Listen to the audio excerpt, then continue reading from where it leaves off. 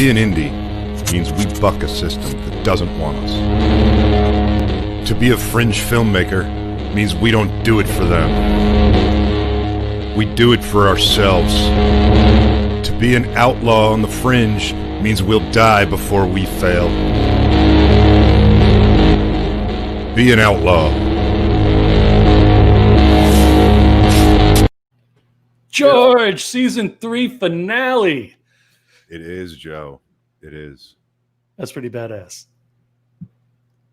Or not. Just gonna sit here and think about that. Okay. Let me know when you're done. I guess I'm done. Season 3 finale. How's it going, man? Excellent. How are you? I'm good. Can you believe we've done this for 3 whole seasons? And you still put up with me. I know, and back at you. I know it can't be easy. But we've had fun. Yeah, well, that's why we do it, right? Exactly. I mean, fuck you, Joe. Oh, I got to go through all these real fast. Well, Lance has like too many woos, so one woo for you, Lance. I got a fresh pot of coffee. I got some mugs here. I got a fresh pot of Killer's Choice coffee, actually. We may as well talk about that. Killer's Choice coffee from Mr. Dan Yeager. And our own beloved C.W. Penny is a phenomenal, delicious cup of coffee. In fact, they're the official coffee of the Romero Pictures Indie Brigade. And you know what? I think that was a good call because it is some delicious, delicious stuff. Yes, they do sponsor. And yes, we love them. I love this coffee. I'm so jacked up on it right now. It's like fucking jet fuel, man. It's not even funny. See, it's too far away, but it is in the background right now. What are you pointing at? The coffee right by my thumb in the background.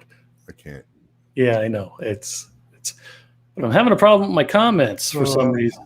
What's your problem with your comments? Man, there's a ton of them already. Yeah, they're not scrolling. I'm going to have to hit the refresh button, and I'm crossing my fingers that nothing's going to happen. So here we go. Well, it's live, so let's see what happens.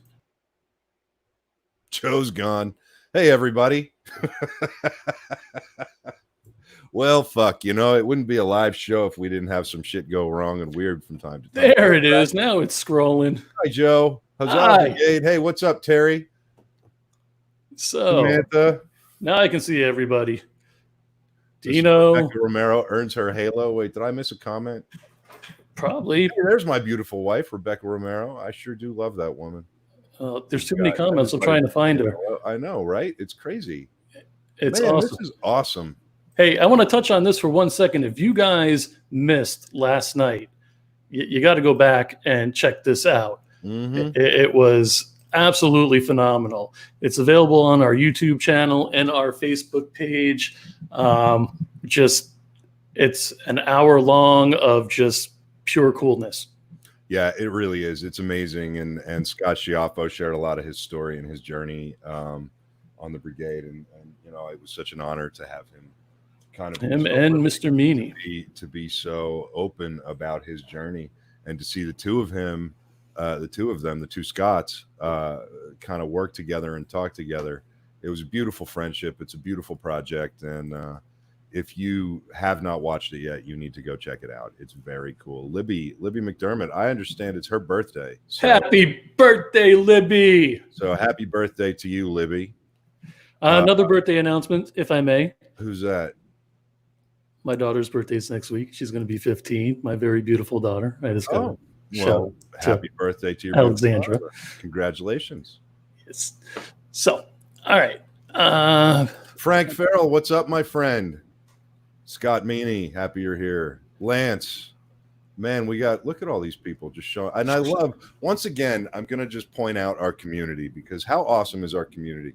You know, like I watch other videos where people show up and they bag on stuff or they just show up and make shitty comments. Our community shows up and they all like talk to each other and they all the whole first 20 minutes of our show is our community basically just all getting together. And, you know, so that's one of the reasons that we do a lot of our housekeeping in the opening. Dino. Thank you, Dean. Love you, buddy. Let's see. I mean, there are just so. He is watching that, but that's our good friend Itai. Yeah, I'm going in the opposite direction right now, trying to catch up with everybody I missed to begin with. Ed McKeever, we've got some stuff to talk about here pretty soon, it looks like. Love it. Daniels, We Are Legion. Oh, yeah, there's Ty. Yeah, this is Thank cool, you, Ty. You know, I got to tell you, it does my heart so much good to see our community every week. Not only continuing to show up for us, but embracing new members, embracing new viewers and fans. What's up, Rob Alicia? I'm sorry, I think that's pronounced Alicia, just to get it right. Anyway, Rob's a great guy. We're actually working on some stuff. We're going to be talking about that pretty soon. Ed, Big Ed, love you, man. Holly, how you doing, sweetheart? But you know, our community, they really do. Like when new people come and show up, they're welcomed in, you know. And it's funny because the Brigade it's one of those, like, it's a tough room, right? It's a tough room to hold your own in, but it's also a very welcoming room. And Yes. and you know, I find that very, very cool about our community. If you all noticed on the promo graphic for tonight, we will be revealing something as indicated by the gray square with the question mark. So we will be replacing that with something at some point tonight. Lauren, how you doing, brother? A little bit of housekeeping for you. What would you like to start with? What do you got? What's on the scroll? What's first up? What can you do fast? Come on, Phil. The pressure is killing me. What the fuck? This is kind of an important one. With everybody joining us tonight, please follow us on Facebook and YouTube. Hit the like, subscribe, whatever else buttons there are over there. Just smash everything.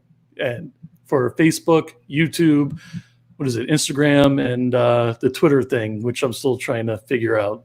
Whatever. Smash, Joe. Smash the... No? No. Too much? Too much. Gently touch? Better. Click. Lovingly click. Share. How about that one?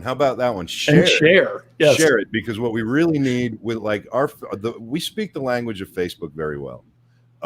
When you look at the two of us on screen, obviously we don't look like we're very fluent in the language of Twitter or Instagram. No offense, Joe, but fuck you. Take it. Because I don't fucking get it.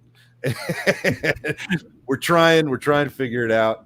We're trying to figure out the YouTube subscribers and get that stuff up there. So any help is appreciated. Sharing, yelling from the mountaintops, semaphore, you know, flashlight signaling would be great. Here's another sign of the Brigade helping the Brigade, man. AKA Drone Jesus. This is Big Ed for doing me a solid today. I could not figure something out with some files, and the man was to the rescue. So Ed, Terry is we also refer to him as the Indie Brigade Deep State. Like, this guy is a genius when it comes to tech and some other stuff. And if it had not been for Terry, I probably would have gouged my own heart out with a spoon last week.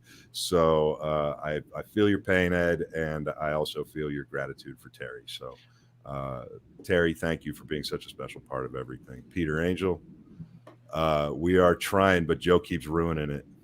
Damn it, Joe. Oh, wait, there was one that I wanted you to see. Here you go. Yeah, I know. We're working on it. Somebody had to go and bring up DEFCON 2 this week on social media. Lance, I'm looking at you. I think that's his new strategy. If he doesn't know about something, he's just going to randomly announce shit. That's awesome.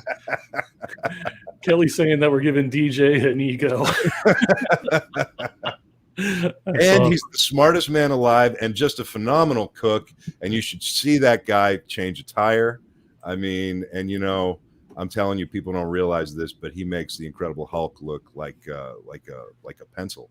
He's ripped. He's just handsome. Am I helping you out there, Kelly?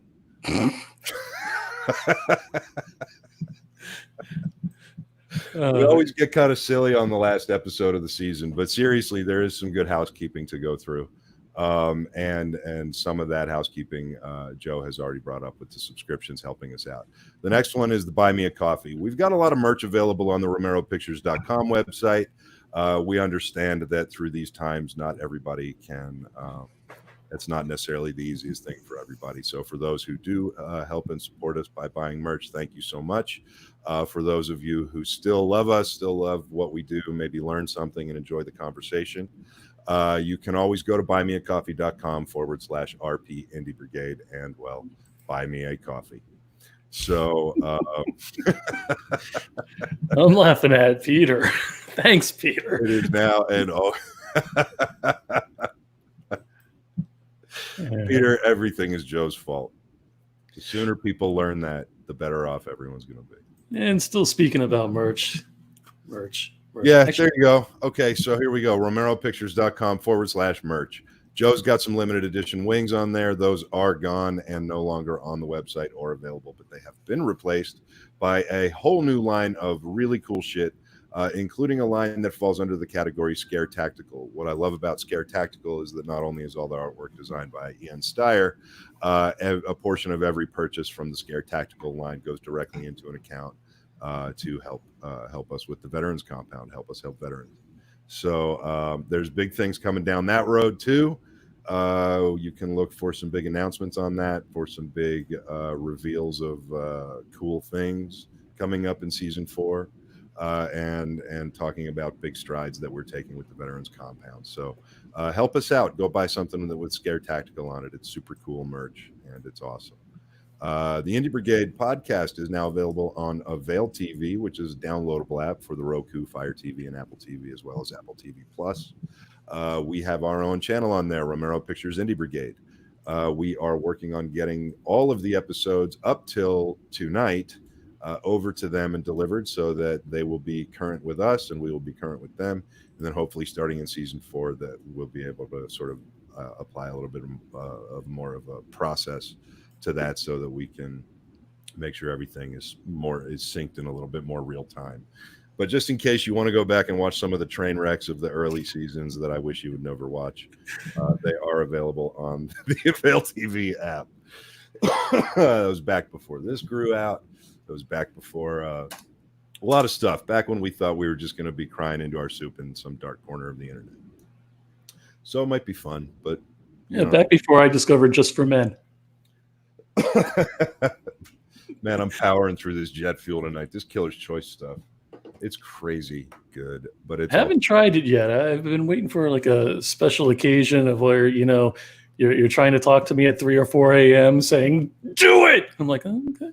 That only happens like 6 nights a week. I'm a little worried about you actually drinking this. You got. I don't want to give you a heart attack. Well, you see, I'm not like Lance. I can't drink all those large energy drinks. My wife actually buys me V8 energy drinks. So. I can't drink V8, man. I can't even get it close to my nose. It triggers me. I just. Oh, well, it is 9:15, sir. Do you have anything you want to touch on quickly before we bring up our first guest? Well, let's see. Is there any other housekeeping we haven't touched on? Any other comments? Anything else we need to touch on or anything like that? We've got a cool little surprise coming up in a little bit tonight. Lance wants to know about the Gray Square. Lance, you know what? Why don't you just go make something up and announce it? How about that? Like, But put it in code. I've been so busy I haven't even had a chance to work on a new cipher for Lance, so I don't have a new sign tonight. So yes, Scott, they do, and they're actually a lot healthier, and they're fruit flavored, not friggin' tomato. We don't talk about the pineapple drinks on this show, Damon.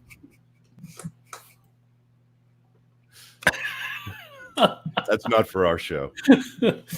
Right on. All right, you ready for? Let's do it. Let's bring up Mr. Oliver Robbins. I'm very excited to speak with this gentleman. All right, without further ado, Mr. Oliver Robbins. Look at that. How are you there? It's a pleasure to be with you guys. Thank you for having me. Absolutely. Thank you for wanting to spend some time in the madhouse. I love being in the madhouse. That's been my entire life. This is like a metaphor for my existence. Hey, I went to film school at USC. You know what the tagline was there when I went there? What? Reality ends here. Yeah. I'm not joking. That actually is the tagline there. we try to exist sort of in that space between reality and fiction here on the Indie Brigade, but we try to do it with finesse and style, and we try to help some people learn some stuff, and we try to teach along the way. So I like your setup. It's very organized and clean, and looks like you could be very productive in that space that you're sitting in.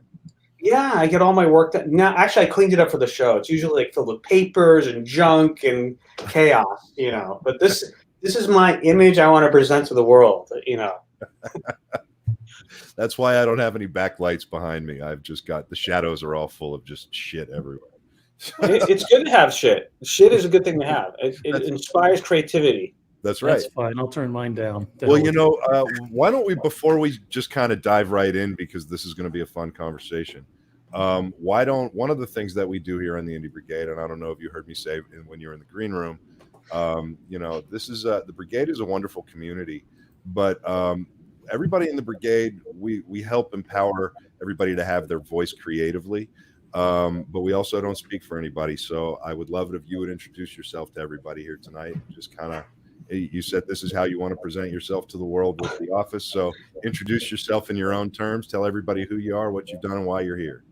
I'm here because I arrived from Mars. I'm actually an alien, and I'm actually not a human being, and I'm presenting myself to the human race tonight. No, I'm kidding. No, I'm Oliver Robbins, and I was a child actor for many years, and then I was inspired to make movies on the set of Poltergeist. And I said, this is something that I just love, that I want to do with my life. And I went to USC Film School, and I met some great people that helped me, even to this day, make movies. And now I'm still out there making films and just telling the stories that I want to tell. And I just love the media of cinema because it combines so many different medias. And it's what's so great about it. It's an ongoing learning process. Just when you think you know everything, it's like, I know exactly what I know on this movie. You learn something new, and it's always an adventure. And it's like, you get to work with your buddies, and you get to go create something amazing, and then you get to put it out for the world to see, and then you get to talk to them about it. Whether it's a little movie that costs $1,000 or a multi-million-dollar movie. Mm-hmm. Well, it's interesting. You touched on a lot of things there that some of the folks in the Brigade, I think, kind of struggle with. And I think we had a couple of people pop up and say hello. Brandy, very happy to see you tonight. Steven, what's up, man? Itai over at My Indie Productions. I don't know, you're familiar with My Indie, I'm pretty sure, Oliver. And that Itai says you haven't changed a bit since Poltergeist. So thank you. Namaste. They say. It's funny. I still look the way I look when I was born. So yeah, we all have that look. Bald and with a beard. I like it. You'd be a cool baby with the beard. So let's just kick this off and kind of riff, because that's my favorite thing to do, especially with folks who have the kind of experience that you have. You were inspired to make movies on Poltergeist. This is obviously a very iconic project, number one. Number two, it was made by very big filmmakers. So pretty much from the beginning, your exposure to everything was at the top of the game, right? It was at the top of the mountain, and you got to see the top of the mountain as a child actor. And now you're making independent films in the horror genre, right? Yeah. Tell me, is it even possible for you to kind of describe to me the arc that you have experienced with regard to how you see the art of filmmaking?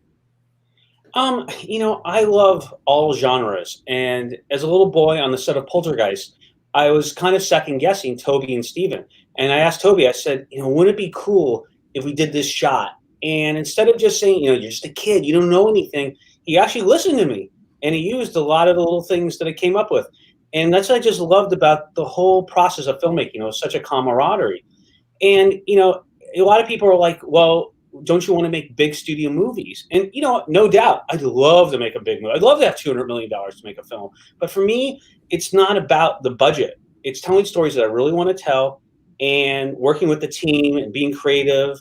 And, no matter if you're shooting a film with two people or one person, which I've done, or you have a whole crew, like an army, it really comes down to the same, structure you're telling a story that you want people to respond to. And that's something that I truly just fell in love with on the set of Poltergeist. I saw what they're doing, and it was such a magical, and it truly was a magical experience. You had so much talent, and that's what I wanted to do with my life at that point. So that's why I went to film school. And, you know, when I was at USC, I was like, all of us were there. We're thinking we're going to do the next big thing. We're going to make big studio movies. And, you know, it was kind of a wake-up call because, you know, the film industry is a really, really tough place. And there are easier ways to make a living. If you truly, as you know, you truly have to love it because you're going to die poor, most likely. And they made that point very clear at USC. I remember the very first day when I was in film school during orientation, they said, one of you in this room stand up. And we didn't know what they were talking about. So one of us stood up. It says, that's the percentage of the person that's actually going to make it as a director, because that's how difficult this business is. So they really grilled us about, not to say we couldn't do other things in the entertainment industry, but if you wanted to be a filmmaker or director, you were going to really struggle. And, you know, unlike a baseball player, you know, you top out like, you know, 40 years old. And that's the end of your career. Well, in cinema, I think you're really only entering your best and your finest at that age. I mean, yes, there's Orson Welles, and everyone talks about how he did that at 25. But, you know, all the books I've read on directing, one thing they said that was so critical about being a good filmmaker is life experience. And, you know, I thought I knew everything at 25 years old, but I learned, you know, I didn't. And I really think you gain a certain perspective that allows you to infuse that, you know, consciously or really, you know, subconsciously into making movies. And that's kind of what I did on, you know, Celebrity Crush. It was my life experience, kind of has that meta, self-reflexive kind of quality to it. And if you love like 80s films, you'll see those little illusions that I tried to like infuse into it. So, you know, just getting back to your original question, how did I get to A, B, and C? You know, I graduated USC and I was incredibly poor. My parents cut me off. I didn't have a dime to my name. So I was like, oh my God. And I barely made any money child acting. I mean, people always think, you know, child actors make millions. I got barely anything because I did it because I love child acting, just like I love filmmaking. So I did the craziest thing. I became a stockbroker, like out of USC. And I did that for a couple of years. And no doubt I made a decent living, but I didn't like it. I hated it. I'm not practicing my craft. So I went back to filmmaking again. And then I wrote like a Hallmark Channel movie, and I sent it to the guys at Hallmark Channel, and people asked me, how did you get in the Hallmark? And, you know, I sent it to big agencies. Agencies had no interest at all. They just, nope. And I said, you know, I'm the kid in Poltergeist. Don't you want to talk to me? No interest, you know. So then I just called up Hallmark Channel. And I said, hey, I have the script. It's really great. I think you guys have to read it. And I'm not saying you should do this, but they said, okay, send it in. So they read it, they loved it, and they wanted to make it. And, you know, the thing about Hallmark Channel, which is so great, which is they're kind of like an independent film company in a lot of ways. They don't have millions and millions of dollars. They can't throw $100 million. They're not doing, you know, Avatar. They have, you know, a limited budget to make these movies. Everyone on that team really showed a love for my script. Everyone from John Schneider and the director actually happened to be the second assistant director on Jaws, believe it or not, I found out, which was kind of cool. From what he told me, that looked like a really hard shoot. But anyhow, so he did a great job. He showed me a storyboard, and he said, this is what we're going to do, and we're going to tell your story the best way we possibly can with our budget. We only have a couple of weeks to tell the story, but we're going to really do the best job we can. And John Schneider, he didn't send his trailer like, you know, a lot of actors could have. He came out, and I was just a writer. Because writers, you know, traditionally in Hollywood, they get your script, and they say goodbye, and then they go make your movie. But he was really interested. He says, what did you intend with this character? What did you mean in this scene? And he really was interested. So they made this film of the script I wrote. You've called You Got a Friend, and it was the highest rated June premiere in the history of the network. And it was just great. And I turned it into a lesson program. And you guys can check it out on YouTube. You can Google it. And it was a lot of fun. And then I went off and made some independent films, and I worked with my friends. I worked with my friend, you know, Paul Tedisco, and we got together with our pal from USC, Brian Singer, who hired us to write this script for him. It was this great script, and it wasn't like X-Men at all. And we took it around, you know, to the studios and people, and they're like, this is an X-Men. And, you know, and it's so far different. It was a historical drama comedy, believe it or not. And we tried to get it made, and we got a lot of directors kind of interested, but it never really came to fruition. So anyway, after that, I was like, you know what? I'm just going to go back to like making independent films, just tell the stories I want, because I don't want to end up in some kind of development hell, because that's pretty much what could happen in the studio system. Yes, the money's awesome and you can pay your bills doing it, but your movie potentially might never get made because, and you have to understand, it's no fault of the filmmakers or the executive. It costs so much to make a movie and there's so much at risk. So they're like, they might not do something with someone who's not really established. So I made this little movie called 29,000 Wishes, One Regret. And, we got it released by the distributor. Distributor totally ripped us off. It actually got pirated in Malaysia. And I didn't even know what was going on. So I started getting these phone calls from Malaysia. I'm like, I don't know anyone in Malaysia. And it turns out they were telling me how much they loved this movie. They said, we love 28,000 Wishes. Turned out the movie was pirated. And it became like a hit, I guess, in the pirate world of Malaysia or something. And I had my phone number on the master copy and my cell number. So that's why I was getting calls from Malaysia. I didn't understand it. So I did that. And then I started, I directed a couple more things. I worked with my friend Michael Baumgarten on this movie because it was crazy comedy and had all these 90s actors in it called Wild Roomies. And we had so much fun. It had AJ Buckley. I think he was on CSI New York and all these other fine actors. And I worked with the DP from Clerks, David Klein. And Dave was so great. We had so much fun. We all had a blast making that movie. I think every film I've made, it's been challenging, but I've really had a really great time. And then I've rewritten scripts for people, just, honing the dialogue. And they say, we like your voice, Oliver. We want you to infuse you into that movie. So I've done that a little bit too. And then I was like, I was fast forward to Celebrity Crush. And I had a couple bucks to make this movie. I saved up a couple dollars. And I told my friend Michael Baumgarten, I said, Michael, I have X number of dollars, and I promised everyone I wouldn't mention what the budget was. So I was like, and he said to me, okay, with that amount of money, let's go to Florida, and we'll go shoot it there. And there's some great actors. And I'm like, I had just made a film with like 2 people before, so this would sound like great. Little did I know, we get there, and it's the height of the summer. It's like the worst possible weather in Florida, but it was great because it worked for the movie. And we go break down the schedule, and we look at the schedule, and we're like, Oliver, you only have 9 days of budget to shoot this entire feature. Yeah. Maybe 10 if we're lucky. So I'm like, but we have to shoot like 14 to 17 pages a day. I'm directing. I'm also acting in it. I'm like, that sounds impossible. He's like, and Michael's like, pass me on the back. He says, you're going to do it. You're going to do a great job. So we did it. And at first I was really apprehensive, not to mention I hadn't acted in over like 30 years since my friend's films at USC. So we went ahead and we shot this thing, and it just came back to me. I had so much fun acting. I worked with an actress named Alicia Snyder, who plays like the psycho, completely insane super fan. But you have to see the movie to see her in it. And I worked with her, and she was such a great chemistry. And I looked at Mr. McCurney, who played my fiance, and I told Eddie Craig, Eddie, if you're out there, that I'd give you a shout out. You asked me to. Eddie's great. He plays an older version of Chain-Faced Clown. This will all make sense once you guys see the movie. It's on Amazon right now and Vudu. Okay, so I'm pushing it a little bit, but it's on Vudu and Amazon and like Google Play and all those cool places to watch movies. So anyhow, so we shot the film, and I was like, oh my God, this doesn't totally work. And my editor and I got together, Jeff Rubin, were like, we have to shoot more stuff. We gotta work on this a little more. So we did, and what we did is we brought in these 2 really cool guys, Tel and GB from Kaiba Films, and they saw the first cut of the movie, and they're like, Oliver, there's so much potential here. We can make this even better. And I'm like, yeah. So I went ahead and I drafted more scenes and put things together, and I started working with Jeff on the cut. I had cut a little things myself in the scenes, because I like to edit as well.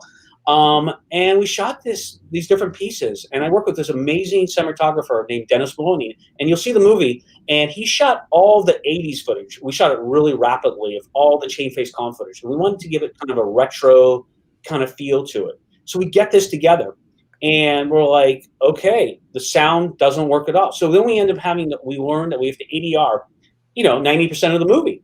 Yeah. And if you know anything about ADR, that's like, it's tricky to do. So, and we don't have a lot of time because we don't have the big budget for sound. So we ADR the whole movie pretty much. And now it sounds great. And we have this amazing score by Kareem, and you'll just love his score. He's so talented, and I can push USC, go Trojans. He went to USC scoring school, and and it was fantastic. And then we put it together, and then we brought it around, and my friend Sebastian said, do you want people to see this movie? And I said, of course, sir. We got to get you a distributor. So we went with this great little company called Random Media, and Eric, said, we're going to get it everywhere. We're going to put it out for the world to see.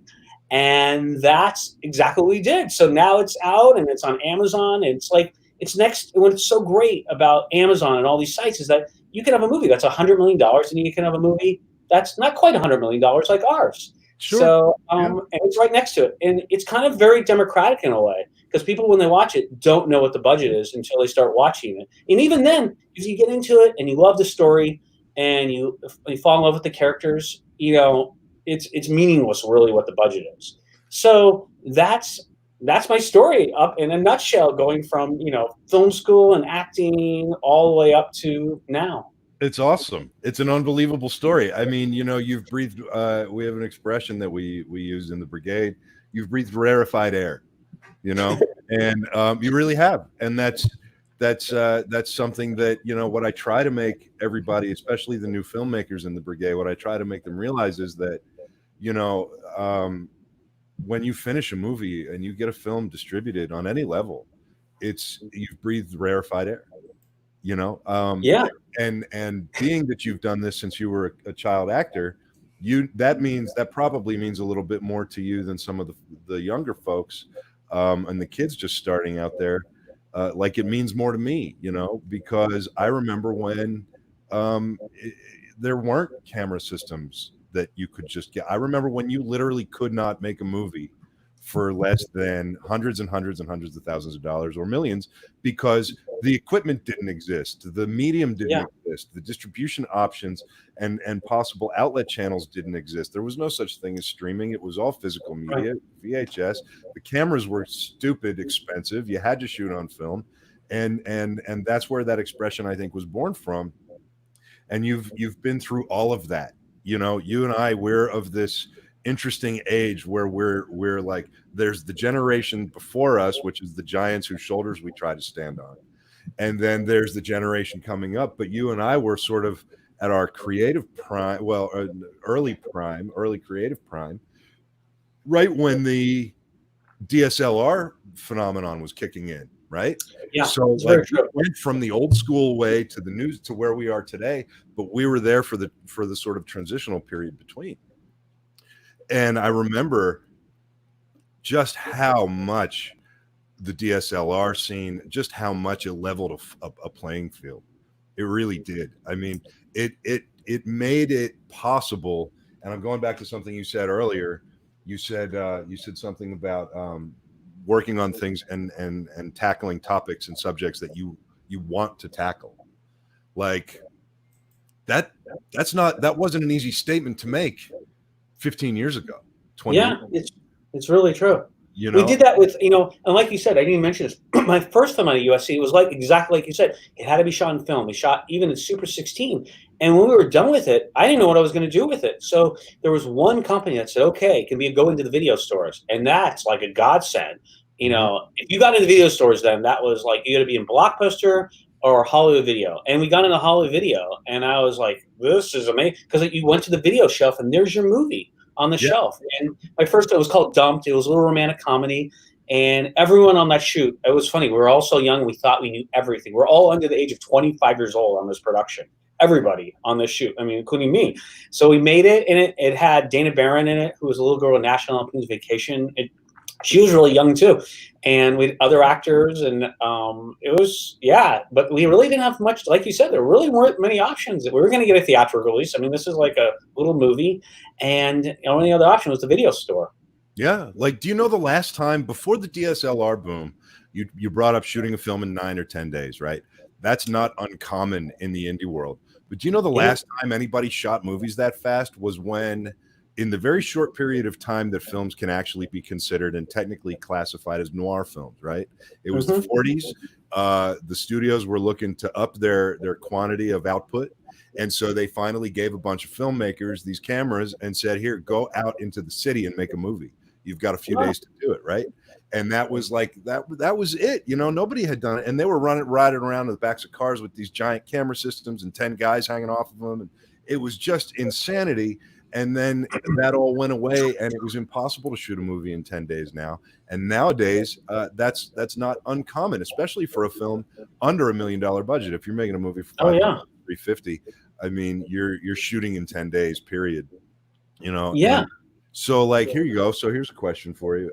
And first of all, before I ask the question, I know Sebastian. I saw you tag him on your Facebook page. I go way back with Sebastian out in LA. I met talking about Sebastian Stardust, right? Yeah. Yeah, he was my first film. I met him in this class called 290 at USC, and believe it or not, we actually started with film. We shot in Super 8, and he said, Oliver, I want to help you one day make movies. And this was when we were like 19 years old, and I was like, oh, sure, it'll happen down the line. I didn't think it wouldn't happen, but we're 19 years old at this point. And and he saw this little Santa Claus movie I made and said, this is awesome. We're going to work together one day. And now he worked in the studio system and did all these things for like Tom Cruise and everybody else. And then he saw my little movie and he said, we can make this even better. And he introduced me to my investors, Tel and GB. And it was like, I need your help. And he's like, this movie's good. And we showed it to him, and he made all the introductions and kind of made it all happen for this movie. Yeah. That guy's a fucking genius. So I've had some very, very great conversations with him back in the day when I lived in LA. Anyway. He's really insightful. So here's my question to you, and I'm going to go back to the same point of working on things that you want to work on. In the world of independent film, you have this ability to kind of just tackle topics that you want to tackle. How do you, as a creative, how does your inner creative land on a topic? What inspires you? What's kind of your process so that you sit back and you go, you know what, this is the fucking thing I'm gonna tackle? I don't think there's really, honestly, a simple answer, probably for really any filmmaker. I think it's something that you wake up with, a story that you have to tell, something that keeps you up at night, something you want to share with the world. There's sometimes certain movies, like I love time travel stories, and I've developed a lot of those, and those are big budget movies, and those are stories I really want to tell. But, the core element of everything I make, I want to do things that really ring of truth. And is the cliche, you write, what you know, and everything I've seen and experienced, I want to infuse into my storytelling. Because I found I made this really polished thesis film at USC. I mean, it was really slick. It was shot in 35, and but you know what? I made it about a subject I knew nothing about pretty much, and that was really lame. And it taught me a really valuable lesson. Never make a film about something you don't know anything about. You have to experience it or know enough about it to make it authentic. So that's kind of what I try to do now with whatever I do. Whether it's a story about a young couple like in 20,000 Wishes is on the verge of depression, not the verge of depression, on the verge of suicide, or this story about Celebrity Crush, where this character is seduced by a sociopathic fan. Not that I've ever had that happen, but I've been enough in that world to see how that could take place. But I think getting back, that's really the kind of movies that I like to make and see, because when you see films that aren't true from the heart, I watch so many on cable and the internet, and you're like, this is just pulp, and this isn't true, and this is kind of mercenary, and this is simply just to make money. And the irony is those kind of movies don't really make that much money for the most part. So that's kind of my where I come from when I want to make a film. Yeah. What are you? What's your next topic? What's your next thing you're going to tackle? I have these other scripts which I won't bring up yet, just in case they never get made. But I have them in all genres. Believe it or not, I love family movies though too. And I have a couple family scripts I just would love to probably get off the ground. And it's just hard to make a family movie. And people kind of categorize those as being kind of soft today, or there's really no audience for it. But I really think, history proves once you make that film and you put it out there, everyone else is going to want to copy that. I mean, look at Star Wars. People thought Star Wars was going to be a failure. I think Xanadu they thought that was going to be the overwhelming success when they were dubbing it at Warner Hollywood. They gave Star Wars at the midnight hour to mix because they just thought it was going to totally fail. Yeah. So the bottom is, people really don't know. If you tell a really great story and it connects with people, it doesn't matter whether you have stars or names. I mean, let's face it, there's so many movies on like Netflix that I'm like, I watch it, I go, this has so-and-so and so-and-so, and I've never even heard of this film. And I haven't heard of it, not because it didn't have names, but because the story wasn't compelling, it wasn't meaningful, and it was kind of just, blah, so that I think if you make stories from your heart and you have the budgets to really do so, I'd like to say you can make an awesome movie with no money.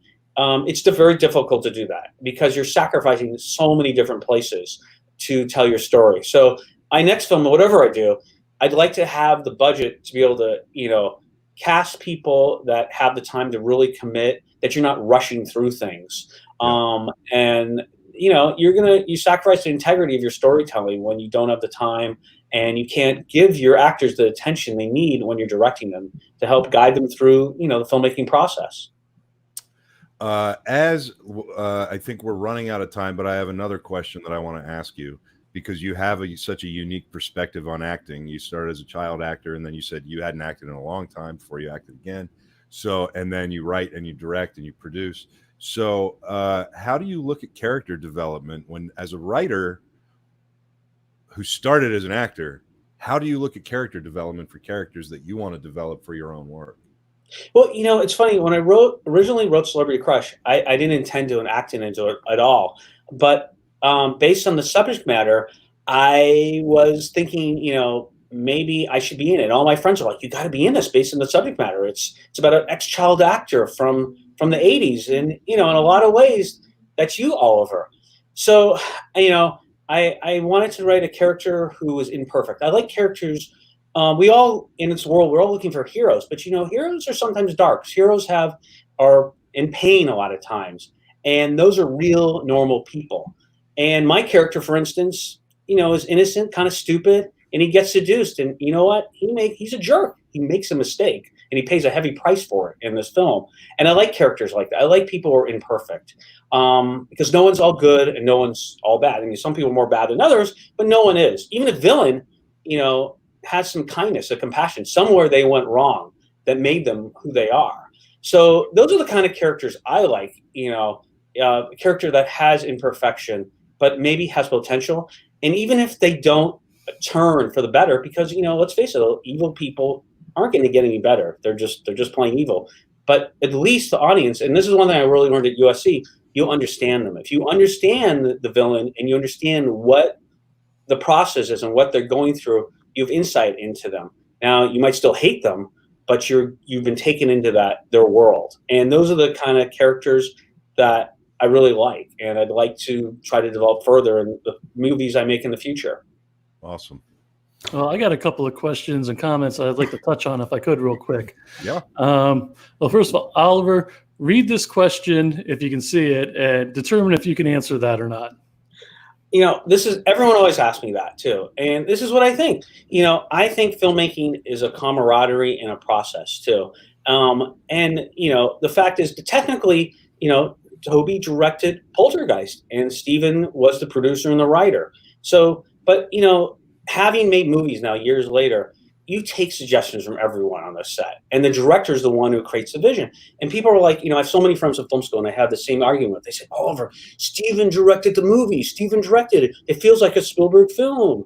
Yes, it feels like a Spielberg film. And I'll tell you why. Because he wrote the original script. It was his vision, and Steven and Toby worked together to bring alive the screenplay. And if you watch You've Got a Friend, which I wrote for Hallmark Channel, you watch that movie, and it's very different than almost any other Hallmark Channel. The movie's about death. It's a little dark. It is not like the traditional Hallmark movie. And the reason simply why is because I'm the writer. I infused my vision into this. And Steven's movies are about compassion and heart and family and all these wonderful things like in E.T.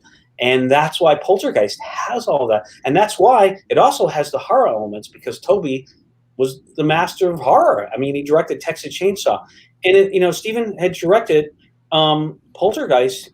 This is what I feel. I think it'd be a very different movie, And not to mention, I also think if you work with Steven, you're going to listen to him. This guy is a genius. He's I don't know who's better in terms of storytelling, anticipating an audience's feelings. I mean, even people don't say that Back to the Future was directed by Mr. Spielberg. However, I guarantee you that, Steven was working very closely with the team and, with Mr. Zemeckis. And I'm sure Robert Zemeckis was excited to have the input from Steven. And you know what? And, as a filmmaker, you have your own vision, and you're going to tell someone, no, that's not what I had in mind. Steven, that's not what I meant. But you have to also fight for that.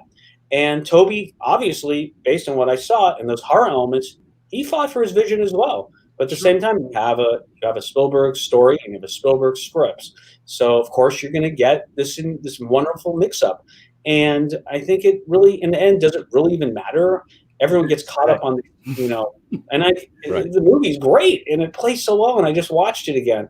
So no matter how we got there, for me, in 100 years from now, I don't know if they'll be talking about that, but they still might be watching Poltergeist. They'll probably be watching the next, the 50th remake of it. Well, I mean, the point is that, it's true collaboration. And collaboration, people throw the term collaboration around. The term collaboration is not always hey, let's come up with something together and all of our ideas are great and let's just do them all. A lot of times collaboration means clashing. And it means fighting and standing up for what you believe in. And it means defending your own creative vision to somebody else and letting that person defend their creative vision back to you. And eventually you meet in the middle. That's what collaboration is. So, It really is true. I was writing the script with my friend Steve Binder, who's the head showrunner at NCS, and we wrote the screenplay. And I can't tell you how many screaming fights we had. And we were really great friends making this film together. And he was like, no, this is what I believe in. But at the end of the day, he was the director on the movie. And I realized it was his vision. No matter how much I fought, and I fight very hard for when I believe in something, it was Steve's vision, So yeah, that's kind of I think how they taught us at SC, that it is a camaraderie and it's a vision. But at the end of the day, it's the director's call and he makes the final decision on everything. That's right. So, okay. So listen, we're about out of time here. I would love to give you a chance to have Joe just drop you full screen and tell everybody where they can find you, where they can follow you, and what you want them to know about, what plug, whatever. You could find me on Facebook, and now I'm actually on Twitter. I finally got into the early part of the 21st century.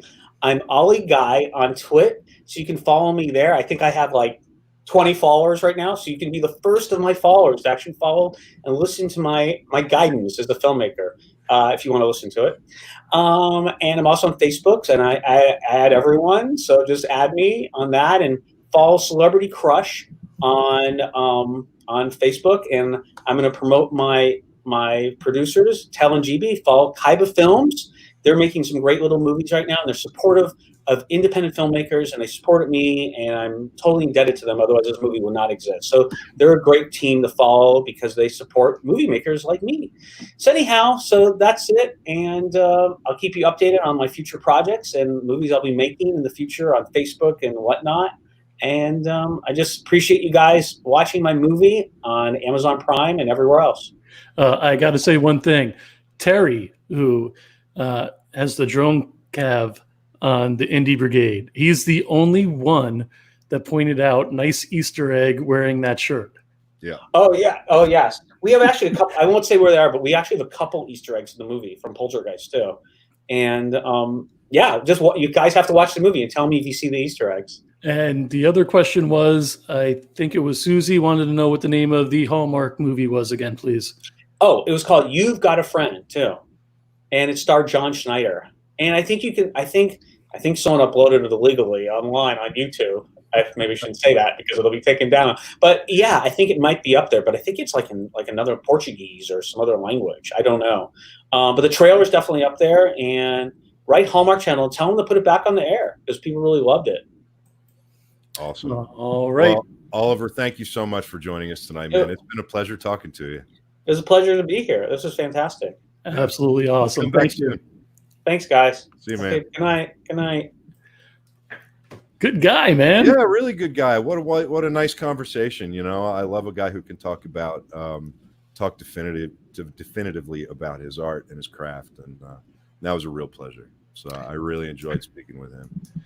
I kind of wanted to talk to David. I'm going to see if I can get him on here. Yeah, we've got something. Second. I need to kind of bring up. Is he available? He is not in the lobby. He's not in the lobby. Maybe he could join them. Maybe he'll hear the message. Ding. Wait, there he is. Hey, David. David, are you available to come up? He doesn't have his earbuds in, so. Well, we'll just stand by for a second.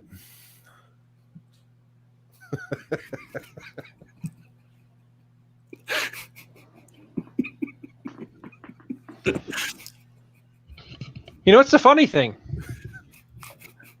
If that would happen to be Tiffany Shepis, she never looked better. I'm here to talk about my motion pictures.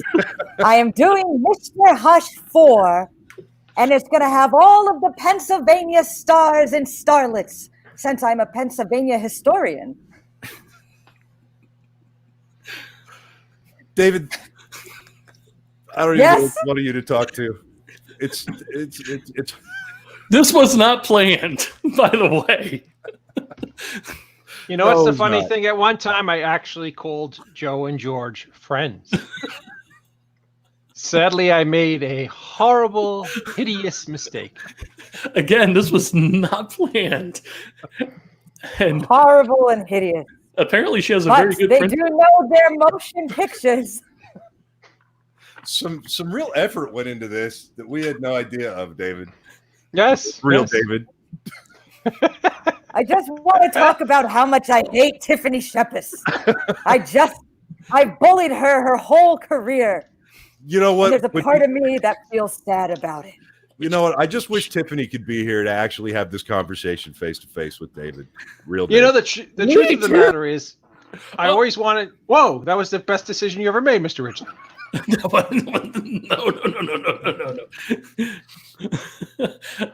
I have a feeling Tiffany may be trying to get in soon. Is trying to get insulin? Is that what you said? Yes, insulin. Yes. Soon. Okay. Feet soon. Yes. I think we just killed Sean Smithson. You know, I was just sitting back, relaxing. This is really weird. Like, I don't know. I'm sorry, guys, but like, I was coming onto the show tonight because I'm a really big fan of Poltergeist, and I was like, holy crap, this Oliver guy is great. And then I see Dave with like two of himself, like being mean and like talking about how you've bullied me my whole career. And I don't think that's exactly the gist of how it all kind of really. But you know what? I'm glad you're here, Tiffany, because there was a David imposter. What? Yeah, it was fucking crazy. It was like weird. And I could barely tell them apart because the imposter was so good. So good. Wow. But you know, I really I want you guys to just you know, cage match right now. Let's work this out. You guys need to shake hands. No. Shirts versus skins. She skins. You pointed the wrong way. Way to go. It's like Hollywood Squares. Anyway, that was like a really good show, you guys. Oliver is like an amazing guest. Yeah, I know. He's great, right? And I can't believe I've never seen him at a convention. Like, because he's like the perfect convention guy. Like, stories for days and nice and charming. Like, everything Madison isn't. It's like perfect. Jesus. David, jump in here. I'm trying to bring some peace here between nations. What you guys don't know about me is that I am secretly a sadomasochist, and that's initially why I befriended Tiffany Shepis, because she's sadistic and evil. You signed up for her newsletter at tiffanyabuseme.org. Yeah, so he's not paying anymore. It's really weird. Your dues are due. But I have to start being nice now, unfortunately. Yeah, it got rainy and shitty here in California today. How is it where you guys are? Rainy and shitty in Florida. Humid and terrible and 1,000 degrees. It's equal to the surface of the sun right now. It's beautiful and glorious in Pennsylvania for the time being, because any day now it'll be infested with Tiffiness. You couldn't be so lucky if I moved to the Poconos. Like, do you know how much fun I am? Like, really? Do you know how much fun I am, Dave Madison? Yeah. We're a pretty good time. Well, the morticians tell me so. Why do Don't laugh at that, George. That's not funny. It was funny. No. It was funny. David, I thought it was funny as hell. Well, thank you. Thank you. You're welcome. You know, Dave was not supposed to be on here tonight. I didn't sign up for this talk. No, but you know what's it's interesting because it's important that David's here because for once we can't blame Joe. Oh. Yeah. Tonight it's David's Ew. fault. What we're here to talk about is David's fault. And so David, I wanna thank you and blame you. At the same time, Tiffany just left. I'm back. I have this sneaky suspicion that I'm going to be saying in a few minutes, there goes the neighborhood. Oh my God, it was you? Say it ain't so. Somebody keeps like hacking my computer, guys. Like do you see that on your end? There's images. It's like a dick bombing. An incredibly handsome dick bomb. Yeah. It's Joe, really do you have any strange. graphics ready? Have you No, done your no, job I'm at Do you have all? any mean- dick bomb graphic? Have you Tears in my eyes. done your job at all? I got nothing. Good Got a job. nice Good Rise job. graphic. Oh my God. Yeah, Tiffany, Oh, that's let's announce sexy. Rise. Thanks for coming on to announce Rise, Tiffany. Yeah, I like that. Didn't we announce that last Okay. week? Yeah. that's Yeah. pretty Then there's good, the other too. old graphic that's not relevant anymore. Yeah. Oh, I that like the was whole question mark. freaking point of the question mark. Yeah. You know what the question mark is? Oh. You're We're getting rid of Dave? right there. Joe brought up the graphic where it's kind of buried in there with everything else instead of maybe the big logo. You need to zoom into that shit. Boom. Look at that. So for everybody wondering what the question mark is, there you go. Tiffany will be joining the Indie Brigade Network with our own show, Living the Scream with Tiffany Shepis. Oh, Stay tuned. we don't. Stay tuned for It's start dates. only start dates, information. We do know it's mostly going to be about David Madison. Film Excuse scholar. me. Pardon me for a minute. I'm tying my noose. It's a little snug. Wait, okay. Hold on. I could just. So what's the yes, that's show some about? super secret news. None of your fucking business, Joe. I fucking produce it, Tiffany. Doesn't mean you have to know what it's about, Joe. You don't know what our show's about. Yeah. Jeez. Well played. It's like Well Seinfeld. played. It's about nothing. Played. So it is kind of about nothing. Well, David, one time. You're going to be talking Broken about clock exotic with- cheeses. You're going to be talking about exotic cheeses in the pilot. That is true. I actually will. I will do a whole show on exotic cheeses. I am a big cheese fan. So that's But, where our no. sommelier went. He went to her show. Predominantly about our lost movies of the 90s and the 2000s. Straight to Boom. video. Yes. Straight to video. Those secret gems that Yeah. got buried when you had to go to Blockbuster and pick out a film, and you were like, "Holy shit! Look at all these awesome Tiffany Shepis movies." Get it? And In you the were like, 90s? "Man, I don't even know where to start." Oh, and wait, and there's Mr. Oh no, there's something else. But yeah, 90s and 2000s, the movies that no one loves except for me.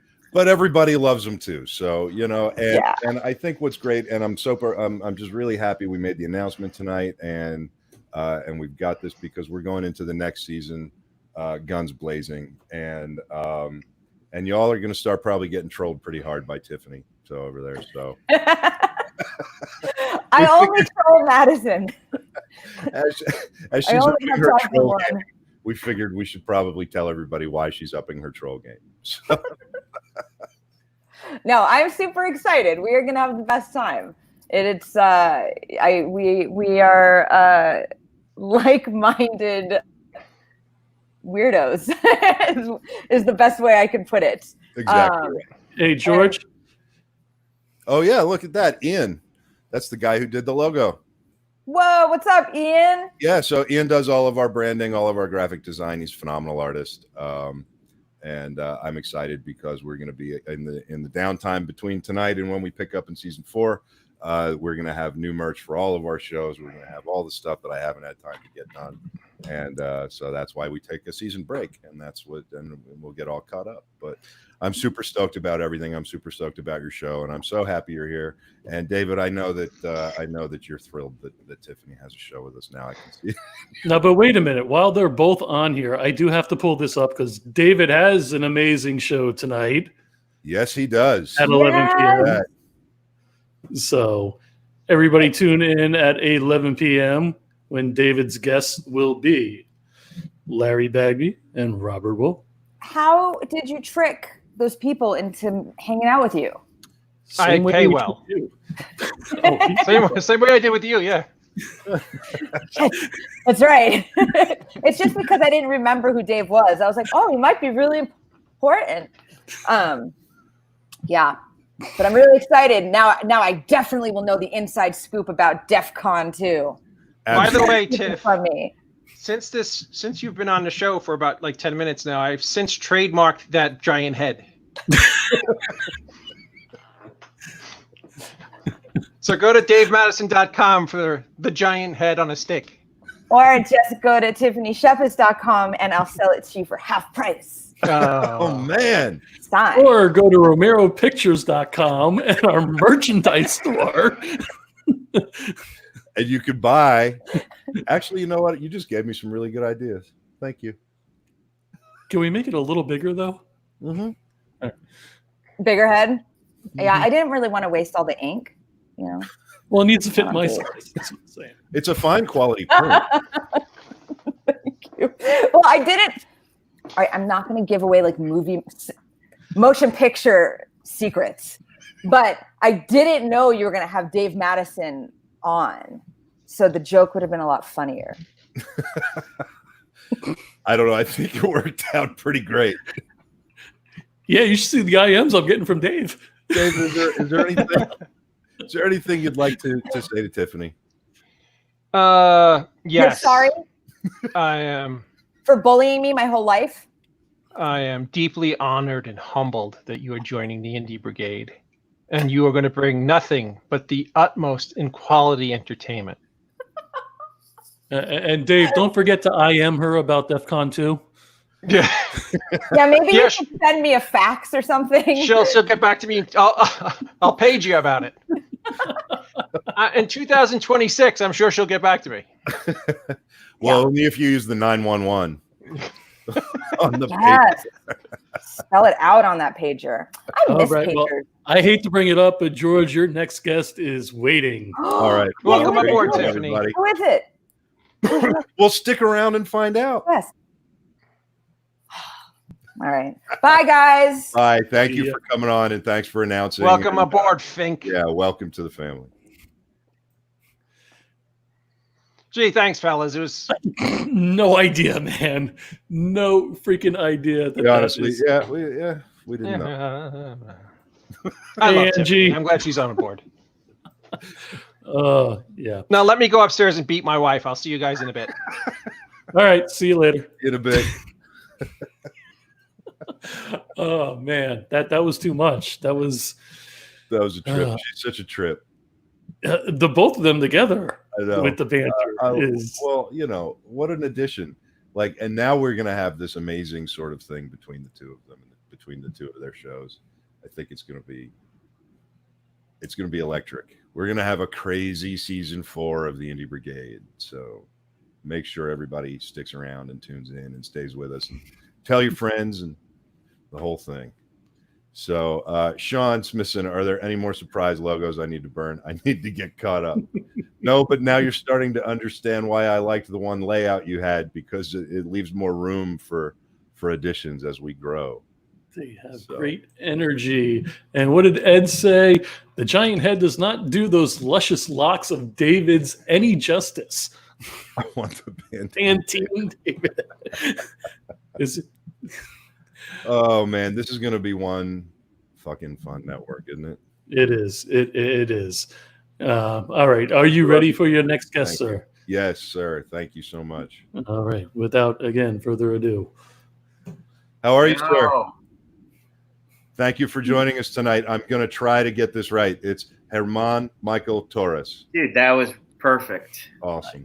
You deserve something for that. By the way, fun little chat. You guys look like you're having a lot of fun. I was just watching. I was like, don't put me on. Let me just see the shenanigans happening there. Well, you always got to have room for some shenanigans, you know? Yeah, that's great. It's when we get into the tomfoolery that stuff gets scary.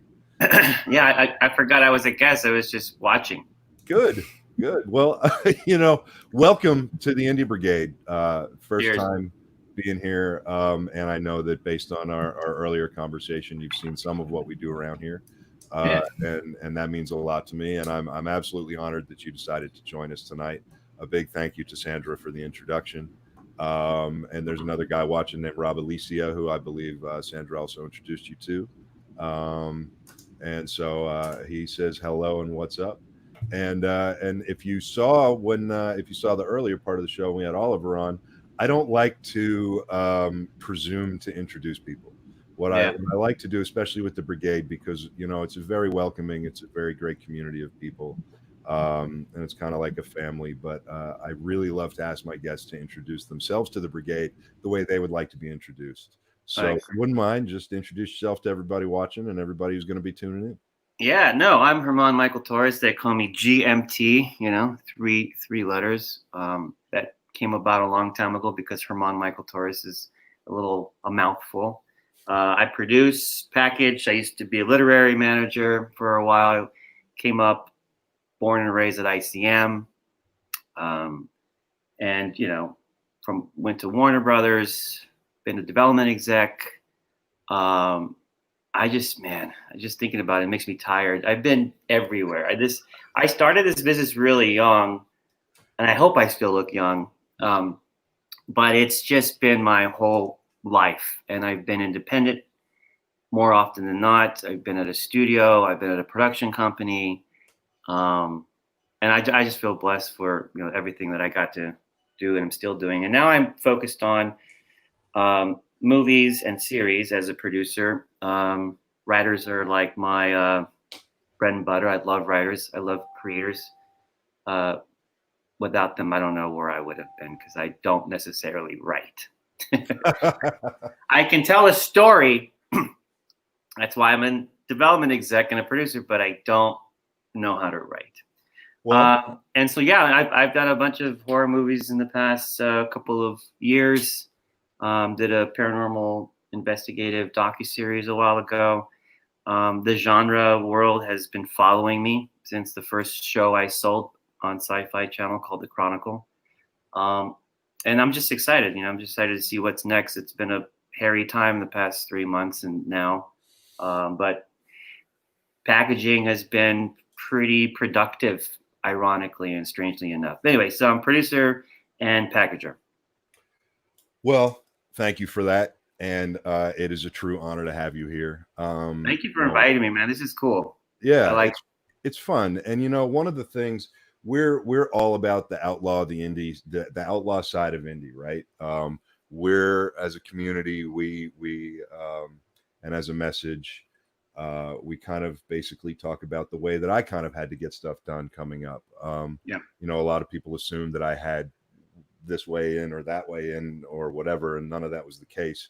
As well as anybody that I've ever spoken to, that I probably would have had an easier road in if my last name had been, something else. But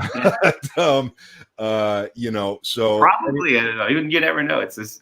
Yeah. So, but you do what you do, and you kick down the doors, and you get where you get, and you make mistakes, and you fuck up, and you learn along the way, and hopefully the next time you make fewer mistakes, and you get, and that's how it is. But you come at this world of indie from the big picture, right? And a lot of times in our community, the outlaw, the indie side of or the indie community, they refer to what I call the big picture as the system or the suits or the what, you know what I mean? Yeah. And but here's the thing: the suits, yes. Yeah, and on the one hand, you understand where a lot of the indie folks get their perspective of the suits, right? But on the other hand, what I try to do is I try to teach the Brigade that those suits have a perspective on the industry that keeps the industry, the machine of the industry moving. And while a lot of folks in the indie world may not necessarily agree with sort of what appears to be kind of more an algorithmic approach to studio films these days. The core fundamentals of how the big industry works and how films are looked at by somebody in packaging, for instance, need to be learned in the indie world. They need to be applied to smaller budgets. They need to be not only recognized but learned from. And so that's one of the things that makes me really excited about the fact that you're here tonight, because a lot of folks watching in the Brigade might not even know what packaging is, right? Or let alone how important it can be. And I'm wondering if maybe you could just do a little overview on what packaging is from the standpoint of somebody who packaged for one of the biggest agencies in the world. Yeah. So it's interesting because packaging. Packaging is you have a project and you're basically attaching elements that make it attractive for a sale. It's probably the simplest way I could describe it. I'm not sure why the word package. I guess everyone is putting in a nice present and a bow. That's kind of a nice package. So it could be a director, it could be an element, an actor. Elements could be a hot title, even. Some IP, intellectual property, whatever you can do to make the package, the project look attractive for a sale, depending on who your buyer is. And the buyer could be, if you're an independent filmmaker, and I've done this, could be somebody you know has money, and you need to present your project to that person because you want to get some money to do, whether it's $50,000 or $250 or 1.5. How are you going to get them to give you the money? What do they like? Who are they? Do they like? Are they, do they have a personal relationship with some sort of charity?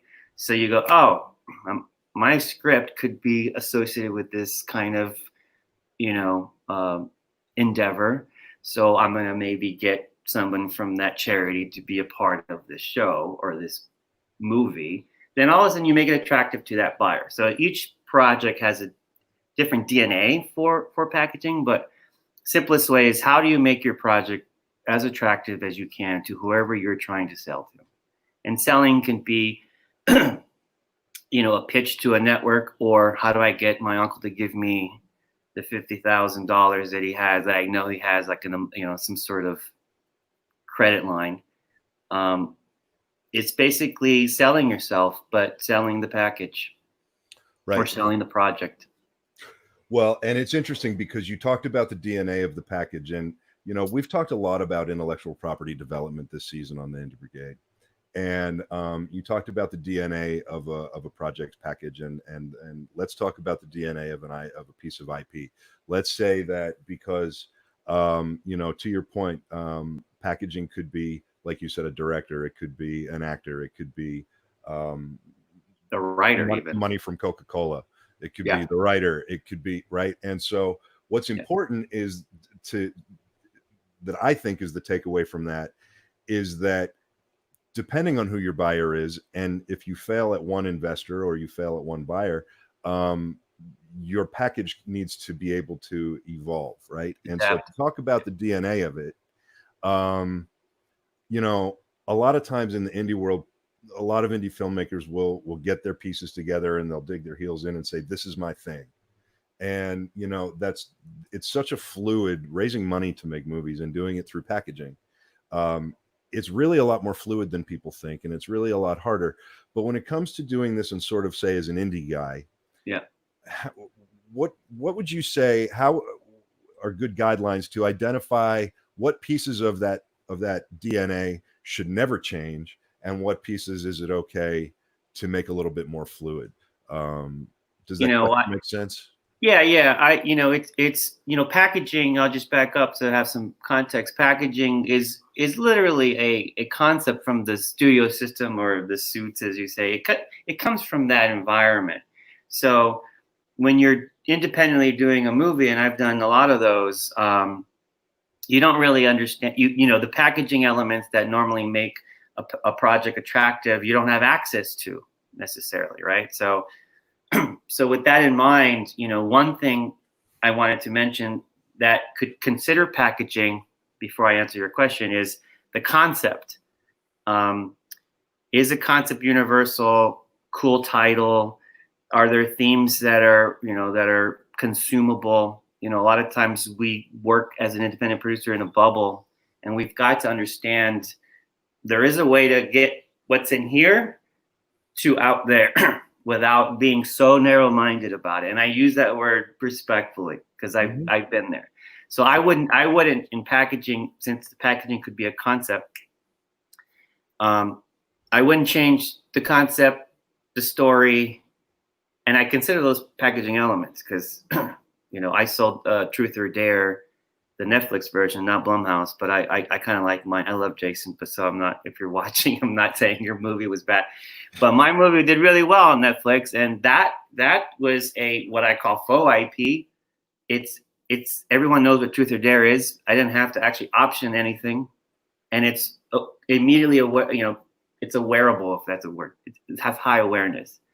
That is an element of packaging, is picking the right idea. So I wouldn't change that. If you have a director, if a lot of indie filmmakers are writer-directors, right? They actually kind of do their own stuff. So you automatically close those opportunities, right? Because I'm coming in as a producer. But if I'm a writer-director trying to get this movie made, I don't have those slots to go find a director. Even if my uncle went to school with some director that's hot, a lot of times they don't want to change. They don't want to set aside because they want to direct their own piece. Right. If you have the opportunity and you're okay with letting go, you could change yourself and not be a director. But I know that's like sacrilegious to independent filmmakers out there as I say that. Yeah. If you have an actor that is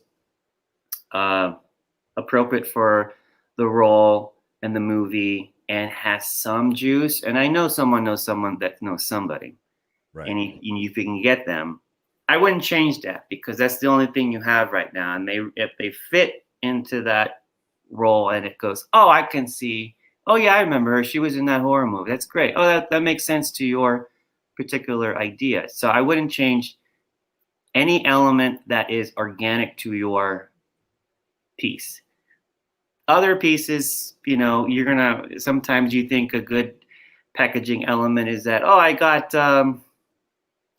somebody to, I don't know, do the effects, and he did a movie that everyone likes. Or I got somebody who is going to give us X, Y, and Z, and somehow that X, Y, and Z, whether it's a location that's kind of hot or whether it's some sort of, again, organization that wants to, I guess, put their name on it that may sound attractive at first. You get to a person who wants to invest or take it to the next level and go, we don't need them. You don't need them. You can let them go.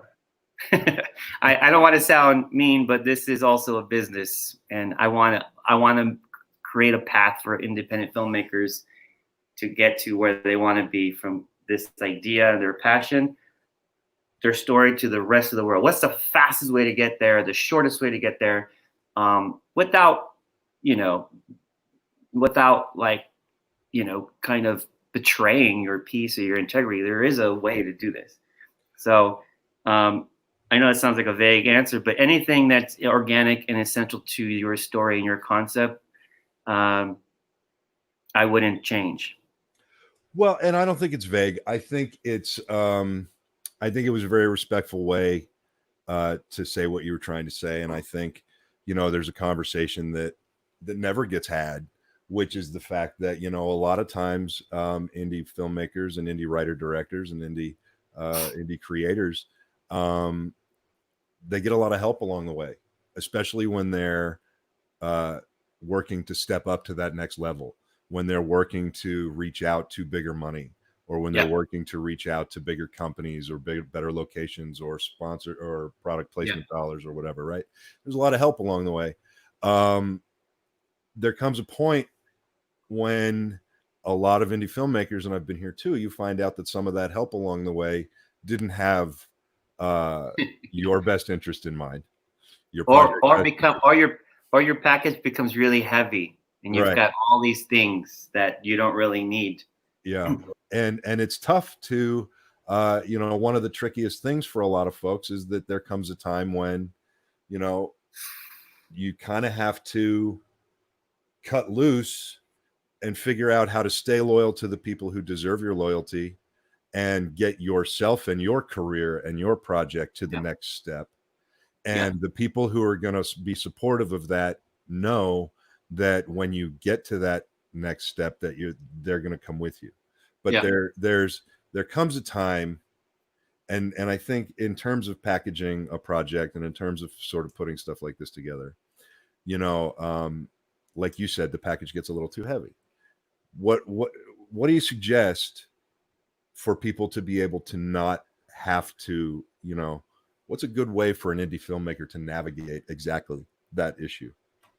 So in other words, if I come to you and I say, hey, and I got Timmy's baseball team sponsoring, and I got this guy who drove me to school every day, who's a producer on it now, and I got this guy, and all of a sudden you've got all these things, you're going to get a lot of doors slammed in your face, I will start with, you're exactly right. I don't like, as a producer on this side, and again, I've been on both sides. Right. I don't like it when I get handed a project that's just so heavy with all this stuff in here. I'd rather have the most barest, cleanest project. It's just the writer director, if that's who it is, and maybe an actor that they know because they went to high school with that person. I think she or he may have value in some circles. Done. I don't need anything else. Right. Now, obviously, I'm not all people, and you're going to come up to a person who say, well, I need money, I need this, I need that. It's very difficult. It's a delicate dance, because a lot of these guys that you, like you said, a lot of the people you attach are friends. And again, I don't want to sound mean or anything, but what do you really need? If someone's bringing money, then keep him or her. Things like, my friend is going to give me the baseball diamond for free for 4 weeks to shoot this thing, right? Mm-hmm. Great. He doesn't get 20% of your movie. But he does it, but he wants to be a producer, which drives me up the wall. Sure. Then just give him like a special thanks or a location manager credit or something. Like, it just, the ask, the exchange is unreasonable. Everyone thinks they can be a producer, and they just throw on these titles. And what happens when I get a package with 5 producers, I go, who are these people and what do they bring? Oh, that guy brought he's going to give us all the cars because he owns a dealership. Is he giving you money? Well, he's going to give us like all the vehicles, and it comes with insurance. So great. You're going to have to really be smart and protect you. It's your baby, right? You don't want to surround, you have a kid, you don't want to surround your baby with all these things because they promise something. And, money's important. Actor that may have some value is important if it's a friend of a friend. So you don't want to mess up that relationship, because you never know what's going to happen in the future. You might need them again or something. It's very hard, because it's very tempting when you don't have anything and someone says, I'll give you $10,000 and my little league diamond for a weekend. Right. Then just keep the money because you need that, and say, come up with the plan, which is a whole other conversation. Come up with the plan that makes them feel like they're going to either not just get their money back, but there's value in that $10,000. If they have to be an executive producer, fine. Right. Get to go to the set, hang out, eat some craft service, whatever. Sure. And, at that level, you're talking about people who do come in and help you make your movie whole on some level. And that's, that's great. But it's like you said, when you start stacking up things with producers and you got 5 and 6 producers, the first thing somebody like you is going to say to the filmmaker is, there's too many producers already. Right. So either cut some of them if you want me, or you'll just pass. And odds are it's going to be easier for you to pass on that, because without even maybe giving it a fair shot. And so, what I recommend is, the art of they used to call it a side deal. I don't know what they call it anymore. But if you've got some dead loyalty to somebody and they've done good by you, then make them a side deal and make that side deal that benefits them come out of your end as the filmmaker, come out of your end as everything, because like you're saying, that allows you to go in clean and represent your project and represent everything and make your side deals. Yeah, and that's a good point, and that's part of what I was saying. Try to figure out what is really important. So if it's a good friend and he's really bringing something to the table, make a side deal, or combine two people as an entity so it doesn't look like there's so many people. Whether the side deal, that's why it's a side deal. We don't have to know about it. It comes out of your piece of the pie, so to speak. Right. That is a way to absorb the obnoxious, huge package with 10 producers. So now you just have 2. Right. Exactly. So, okay. So now let's go on and move into the indie world, right? You have now jumped into this world, which is the polar opposite of where you started. Yeah. I'm just a crazy person to go that way. But you have to love it, right? George, now that you put it that way, I need to re-examine my what the hell I'm doing in my life. But I mean, you did it out of love, right? I mean, you obviously didn't do it for the money. Why did you do it? Why did you make the jump? Why did you over? Why'd you become an outlaw?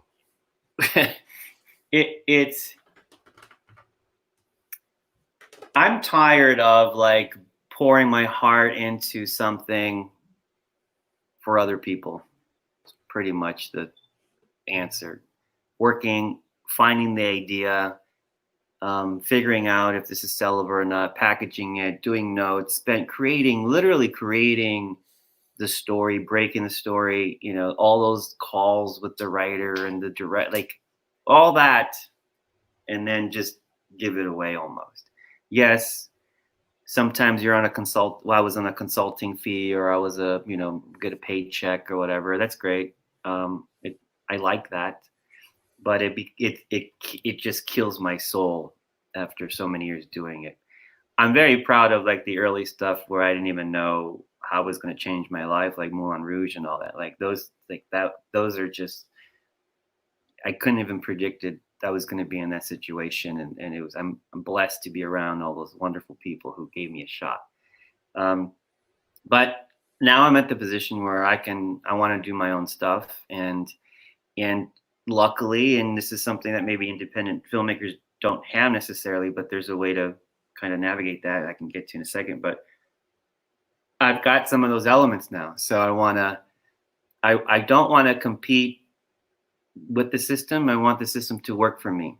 I want to use it. I want to understand it and use it, not be afraid of it, not hate it.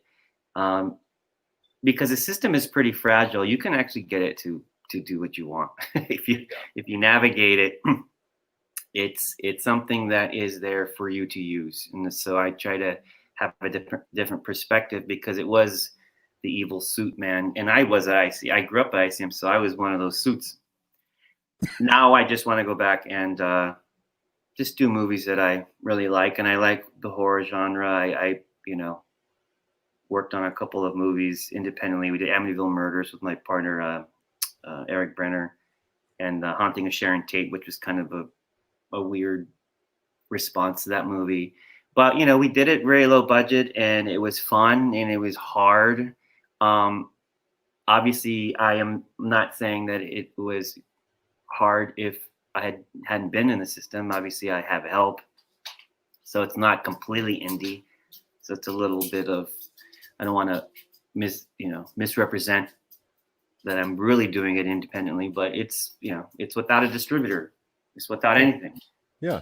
Well, that's the definition of independent. I mean, it's done outside of a studio, outside of a distributor. So and it's very scary, because we found some investors, as a side note, investors and who went in on and gave us a check, literally, and we did it for low budget, but they want their money back. Yeah. And that's horrifying. After you finish the movie, everyone's high-fiving. What a great job. after you go to the wrap party, and then you wake up going, well, where am I going to sell this movie? Now I have a movie with no home. It's the craziest thing, but we do it because we love it. Right. And you love it. I promise something's going to land for you. Something's going to land with that movie. It's going to happen because you love it and you're doing it out of your soul. That's who you are. And it's going to happen. I'm confident. I tell filmmakers this all the time. I used to rep them. I used to discover them, and writers, they're all, worried and this and that. And then one of them is a showrunner now, and the other one's doing films on their own. And it's just like, it's going to happen. It's just hard in the beginning. Yeah. But basically the long-winded is, I just love it and I want more control over it. And that's the best answer ever. I mean, it really is, because with the world you came to our world from, it's the loudest statement anybody could make about why you go from your world to your new world. We've got a bunch of questions coming up on the screen, and there's some good ones here. And since we're kind of close on time, I'm hoping Joe's around to kind of bring some of these up on the screen. There he is. Let's see. What was the big? Oh, that's a good one. What was the biggest? Yeah. Do you see the biggest risk you took with a package that paid off? Wow. Well, generally speaking, every time I get some equity angel guy to give us, money, a lot of money, always a risk. It's always a risk. But as far as packaging concerned, he passed away, and God bless his soul. Silvio Horta was a big showrunner, but when I met him, he was just a young writer coming to LA, and I had optioned this book. I didn't even know what I was doing. I had a 3-month shopping agreement, which was ridiculous, to get a book that I found in the bookstore to a TV series. I guess ignorance is kind of bliss. What the hell? But my passion, I convinced this literary agent in like some Connecticut, I don't know where it was, and I attached Silvio Horta. I said, this is something I think you can do, because he's very genre oriented. Yeah. He did Urban Legend, the movie, and then he ended up doing Ugly Betty. But he was very genre oriented, and he kicked ass. He just was the right writer and voice for this book, and I only had 3 months, and we pulled it off. It became a series, 22 episodes. He became a big showrunner, and I was connected to him, and everyone's like, "Oh yeah, you worked with Silvio." I was like, "Yeah," and that was a big.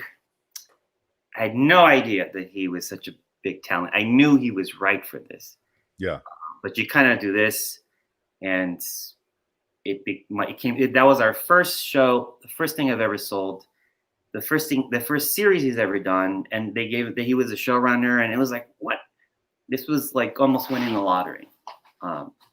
That was pretty special. So I guess the lesson there is putting the right people in the right place. Yeah, that's pretty cool. That's a cool story too. Yeah. Let's see. Is it normal to write a story and pass it on to others they trust to take the story and run with it, or is it better to try and be more involved? So Sean Smithson's one of our super fans, and he's a great guy. And actually, since he found the Indie Brigade, he's started writing his first script of his entire life, his first horror film. Wow. And, cool. And it's super cool because he's such a great guy, and he's such an inspiration to people in his life. And it's an honor to have helped inspire him to make this jump in his own life. And so, if I'm understanding his question right, I think it's, once he gets it written, does it make more sense for somebody in his shoes to try to take the bull by the horns and get it done himself, or to just basically find somebody like you, say, or me, or if it's first, I think if it's the first one and you're a writer and you're going in as the writer and not, I want to direct, I think there's nothing wrong with just selling it. And I use that word selling, meaning just give it to somebody who's the right person, who understands the material, who's going to fight for that project. If you can be involved as much as you can, then do it. It's not even about, that should just be a given. The problem is you may not have a choice in how much you're going to be involved. but always try. And I think if it's your first one, like I always tell people, diversify your portfolio, right? When you buy stocks, you don't just invest in one little thing, you kind of diversify. So this is your first one, make it as best as you can, start writing your second one, give it to a producer or a team that's going to do work for you, and let them set it up, and you collect all the glory. You don't need to be a part of it in some physical way. I mean, because if you write the right person, that's their job. Yeah, they know what to do. Or else if you don't think they know what if you don't think they know what they're doing, then don't go with them. Well, I could talk to you for a whole episode about what you just talked about. So maybe we're running out of time here, but maybe you're willing to come back on and talk about some more of this stuff a little bit more. Yeah. This has been a lot of fun. It's been an honor to talk to you tonight, and tell Eric I said hi too. I haven't talked to him in a lot of years either. I know he told me that you guys used to hang out. Yeah, we used to smoke some pretty good cigars. Yes. Yeah. I'll tell him you said hi. Yeah, he's a good guy. Yeah. So anyway, thank you so much for. No worries. Thank you so much. This is great. Anytime, man. I'm happy to come on. I know there's a lot to talk about. So yeah, anytime. There really is. Welcome to the Brigade, man. Thanks, brother. Have a good night. Peace. See ya. Thank you. Wow. Boom. Right? GMT dropping some motherfucking knowledge, right? Absolutely. Yeah, I think we got to most of the questions for him. There you go. Season finale, season 3, episode 310, otherwise known as season 3, season finale. Season. I want to bring David up for 1 second. Season. Yes. I just keep saying the word season. David Lee Madison. Hello, Mr. Romero. How are you? Just remember, No. David, you're still talking to me. You're not talking to him anymore. Why aren't you talking to me anymore? Outstanding show. Thank you so much. And to be brutally honest with you, I am super thrilled that Tiffany Shepis is now part of the network, and there's a very specific reason for that. It'll be much easier to see her on this network than it will be to visit her in prison. So I'm so happy that Tiffany is joining us. And all kidding aside, man, she's just like at your throat. We got to figure this out.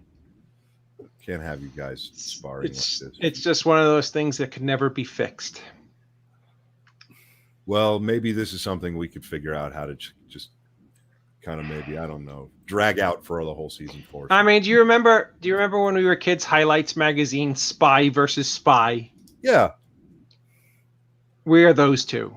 Those weird looking ducks. Yeah. Wasn't that Bad Magazine? I don't know what the hell I'm talking about. Okay, fair enough. So moving right along, you've got a phenomenal show lined up for us in a few minutes.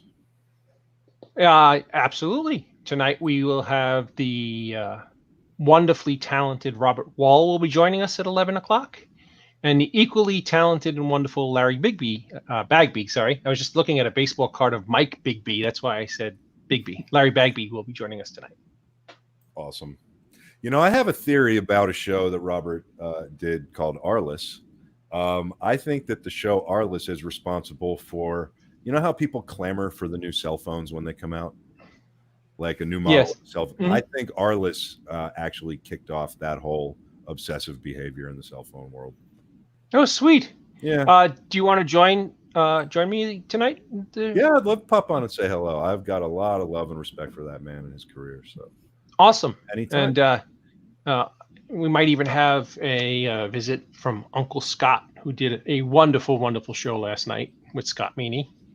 And boom. If you haven't seen it, make sure you check that out. But Uncle Scott will be joining us too. Excellent. Wow, they think that I should co-host a show with Tiffany called "Here Comes the Apocalypse." And that's a tie saying that. Yeah. Well, I mean, the problem is that the apocalypse is already here. Yeah. It has nothing to do with David and Tiffany. I will tell you that if I do a show with Tiffany, by the end of the year, I'll be completely bald. Well, you won't shave your head, so I had to do something. There you go. The Good sad plan. thing Good is, plan. she may be bald also. Yes. You win this time, Tiffany.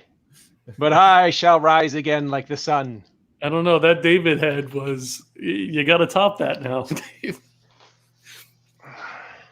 Well, I mean, he's got a real David head. There you go. This mouth actually works. All right. All everybody. right. I'll see you guys at 11. Yeah. Top of the hour. Great. We're going to sign off. Joe, great season finale. I agree. That Super was fun. Love our community. Super happy about Tiffany's new show. Super happy about GMT being in the Brigade. Super happy about talking with Oliver. Just super happy. This is my happy face.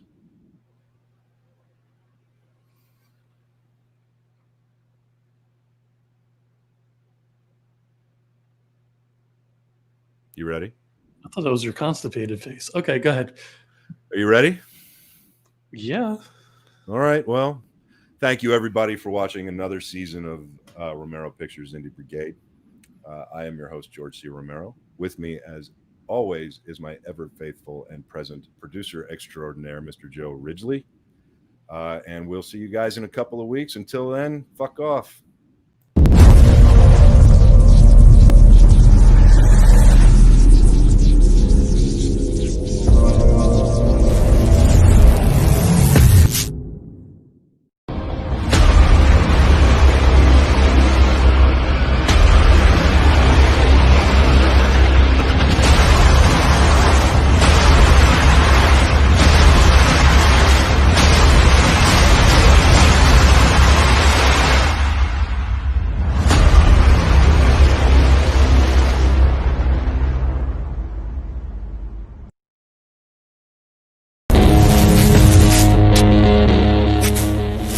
To be an indie means we buck a system that doesn't want us.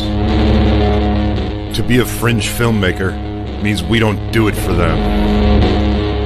We do it for ourselves. To be an outlaw on the fringe means we'll die before we fail. Be an outlaw.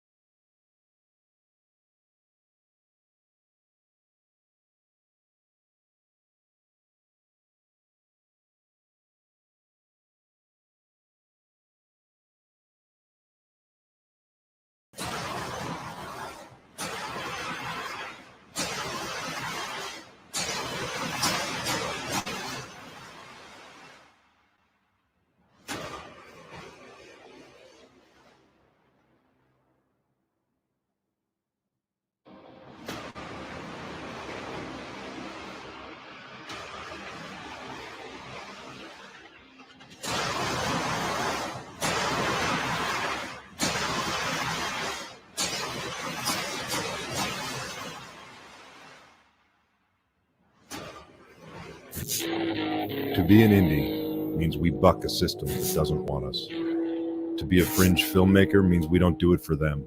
We do it for ourselves. To be an outlaw on the fringe means we'll die before we fail.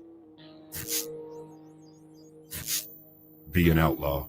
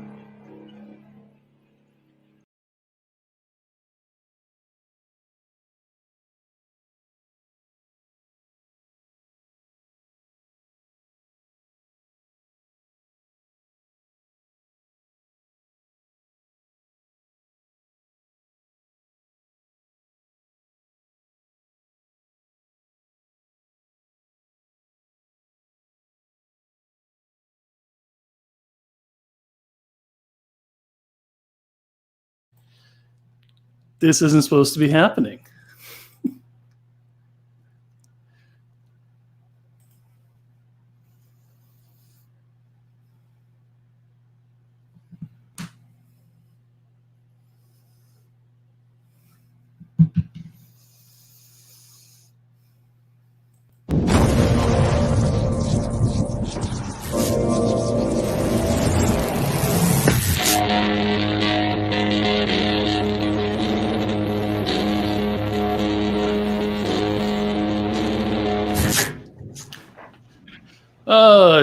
David.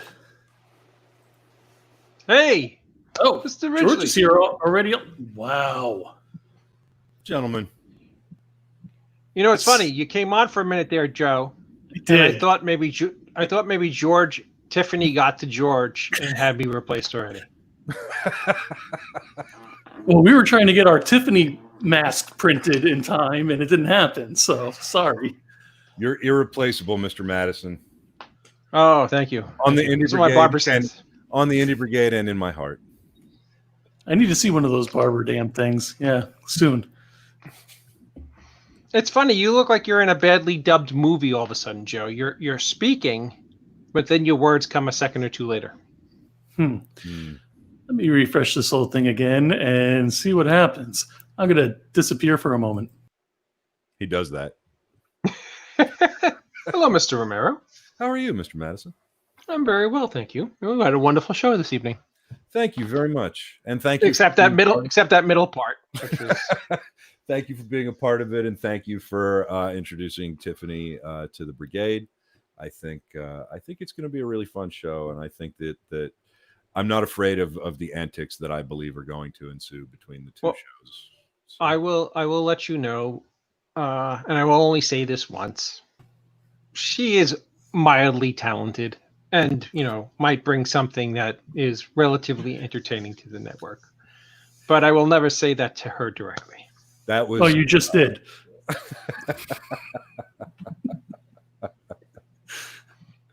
Before all these crazy festivities start, Mr. Ridgely, is Mr. Schiaffo around? Hello, He Lisa. definitely is. I'm sorry, I didn't mean to interrupt you. Yes, there is.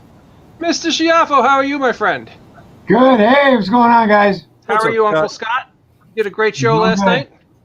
I had a wonderful time. Thank you so much, man. Okay, there's a little bit of business at hand that I want to address before we really get into the works of the end of the night. Mr. Schiaffo, are you ready? I am.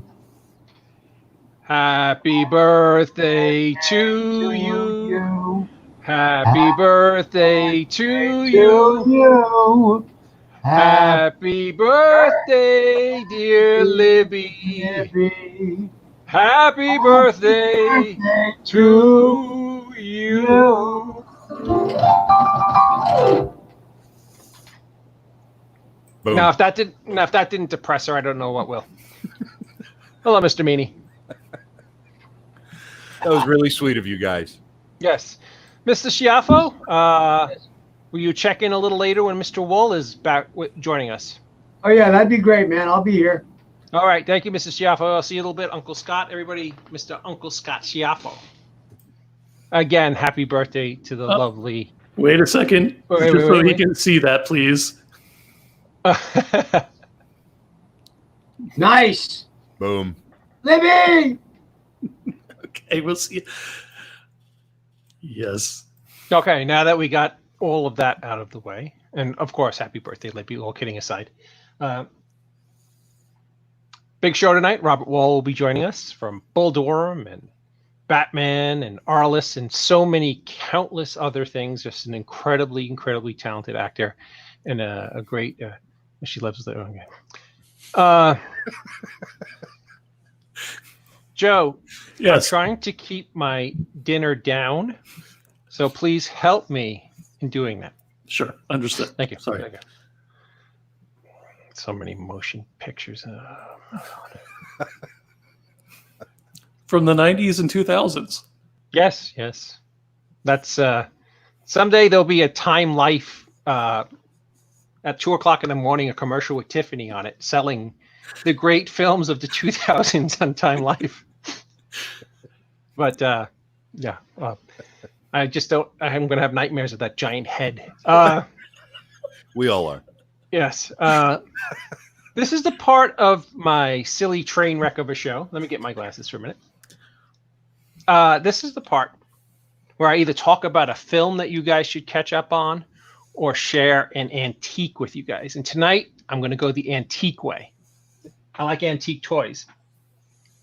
This is one of the very, very, very first Viewmasters ever made. It is over 70 years old, and it was made of Bakelite plastic. And back then, when you would buy a Viewmaster, it wasn't cool like when we were kids, where it would be like the Peanuts or Scooby-Doo or Charlie Brown or anything like that. Back then, the Viewmaster discs were all locations. So you'd have like the Grand Canyon, and you would have places like the national parks of Canada. So back then, when they had in the 1940s, when you bought a Viewmaster, which looked like this back then, you wouldn't get cool Viewmaster disc. You would get discs of places that you would hope to one day visit. Right. It wasn't really a toy back then. It was no. an escape from reality. And Yes. does it actually say Bakelite on there somewhere? It does not. It's a Sawyer Viewmaster. It was made in Portland, Oregon. And you know what? Oddly enough, Tiffany Shepis' first film was released directly to Viewmaster in 1946, but that's another thing. Well, it's interesting because you specifically said it was made from Bakelite plastic. Bakelite was the first. That was when plastic became a thing. It was that was and Bakelite was used in the description of it. That's really interesting. Yeah, that was cool. And in honor of our wonderful first guest tonight, Mr. Robert Wuhl, I know he's an enormous baseball fan, and I know you guys aren't, so I'll do this very quickly. But here is an original copy of a 1955 Brooklyn Dodger yearbook. Back then, right now, if you wanted to buy a yearbook for the Dodgers, it's $25 to buy the Brooklyn Dodger yearbook. You were 50 cents back then. And of course, you weren't, unless you were getting a Frostlick ice cream back in Brooklyn back in 1955. So I think that's pretty cool. That is super cool. And this is another pretty cool thing. There's a baseball player named Joe Cronin, played for the Boston Mets. Really? You have to go there now? Joe Cronin, who played in the majors, he had a lifetime, I think, .301 batting average. He might even be a Hall of Famer. He was a shortstop. Pretty sure he played for Boston. And this was his glove from 1941, when he was a shortstop for the Boston Red Sox. You guys know what gloves look like today. This is what those guys used to catch like 90-mile-an-hour pitches and throws with. So, that's oddly enough, my hand is too big to fit in it. So, you have a lot of cool shit. It's just stuff that I grabbed from like when I'm walking over to do the show. Yeah. Yes. Yeah, but, from your reservoir of super cool shit. From my reservoir of super cool shit. I also have Quarantine Stories of Humanity almost in the can. Do you have the trailer by any way, Mr. Ridgely? I believe I do. Let me know if you are good to go. Let her roll. For me, as I'm sure for everyone, is the not knowing. Not knowing how long it's going to be. Not knowing, are you next? Is a loved one next? I don't know when I can even just hug another human being right now. But just seeing your wife go by ambulance to the hospital, first time I read it, call 911.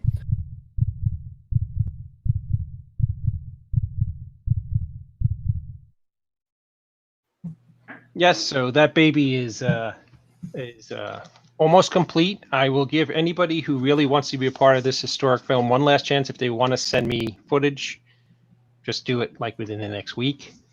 And I'm super excited about how that came out. With that being said, sorry, I gotta say, there's some very well-known people involved with that. So jump on this opportunity. If you want to have an IMDb along some icons, it would be a pretty. I get distracted that Tiffany Shepis is she's writing mean stuff. She actually paid you a compliment.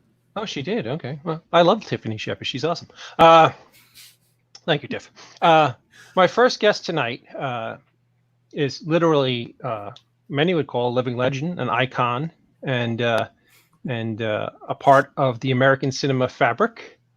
And I am honored to introduce you guys to Mr. Robert Wuhl. Mr. I'm Wuhl. sorry, I'm laughing because I'm watching him in the green room, just looking around. No, I don't know who he's talking about. I'm looking around. Living legend, my God. Okay, I'm living. I'll give you that. That much I'll give you. Living legend. Jeez. Oh. Well, you're a legend around me. Oh, welcome. Hi, Joe, George, David, a pleasure. Robert. And I'll tell you why you are a living legend, Mr. Wuhl. Okay. All right. Back in the 80s, when I was just a wee Dave, I was in high school at LaSalle Academy on 2nd Avenue and 2nd Street. There was a TV show on called Sledgehammer. And you, Mr. Wuhl, co-wrote one of the best episodes of that TV show ever. Really? Or did you not? No, I remember writing the episode. I have no recollection of what I wrote. None. Zero. At the time, I was working with Tino Insana as a writing partner, and Tino was very close with David Rashi. So David threw us a bone and got us a writing assignment, and I don't remember a damn thing about it. I'll tell you, that's the truth. But it goes back to what a friend of mine once said about, he used to work at Blockbuster. He was one of the guys, he was a buyer for Blockbuster. And he said, what's the matter is, everybody says this will be shit, that'll be shit, but there's going to be somebody out there who likes it.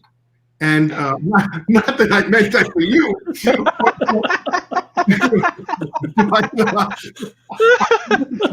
Come out right. Just funny. What's funny, Robert, is that Alan Spencer is a dear friend of mine. The guy who created that show is watching this show right at this very moment, and probably very much appreciates that comment. That wasn't the way I meant it. It's not the way it came out. I apologize for that. Alan Spencer was a very nice gentleman. Always nice to me and Tino. Yeah. So, well, there you go. So moving on. You actually wrote. That made me a living legend. Okay. Yes, you wrote the season finale, in which Sledgehammer set off an atomic bomb and blew up all of San Francisco. That sounds like living legend stuff to me. I have very low standards. Well, see, to me, I have a very maybe unique perspective on why I'm just a huge fan of your career. I actually became hyper aware of you with Arliss, and I was at a point in my life when Arliss was more than I think maybe what it was intended by everybody, but it was a glimpse into a side of entertainment that nobody had ever had before in the business of that.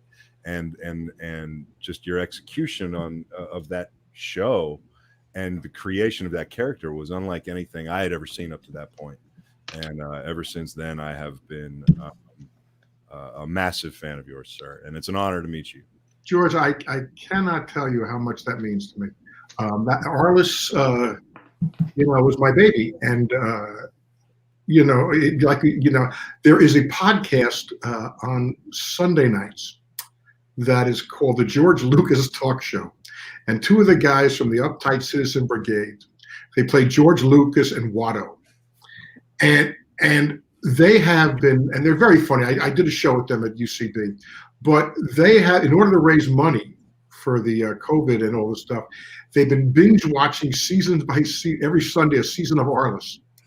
And I come on, and so is Jim and Michael Boatman, who was on Jim Turner. And they go through the show, and it's a goof, but they go through it, and the fact that the show now, after 20 years, is getting this whole different appreciation is great pleasure. Well, it was great. I had not seen the show in about 20 plus years, but because I'm on the show every Sunday, I am forcing myself, which is good exercise here. I get on the treadmill and watch 2 episodes a day, so I got to watch. So I know the episodes for the week, and I remember, of course, being on doing all the stuff. I remember where I was writing it, cutting it, whatever. And it's amazing how many talented people we had on that show, how many actors that went on Michael Clark Duncan, Nick Offerman, I go on, George Wallace. I mean, it goes on and on. Not to mention the athletes. The athletes were something else. But the people on the show it was the last show James Coburn ever did. The last thing he ever shot was Arliss, playing a DiMaggio-esque character. And we hit it off great. In fact, we had to stop the show because he got sick. And we had to do one last scene, a pickup about 2 months later. And in the show, if I pointed out the scene to you, you would see how much thinner he was in the one scene. It was a crucial scene, otherwise I would have just let it go. But what's interesting is what the guys are finding from UCB and everybody is noticing how the show evolved and changed from this very broad comedy, which it always was.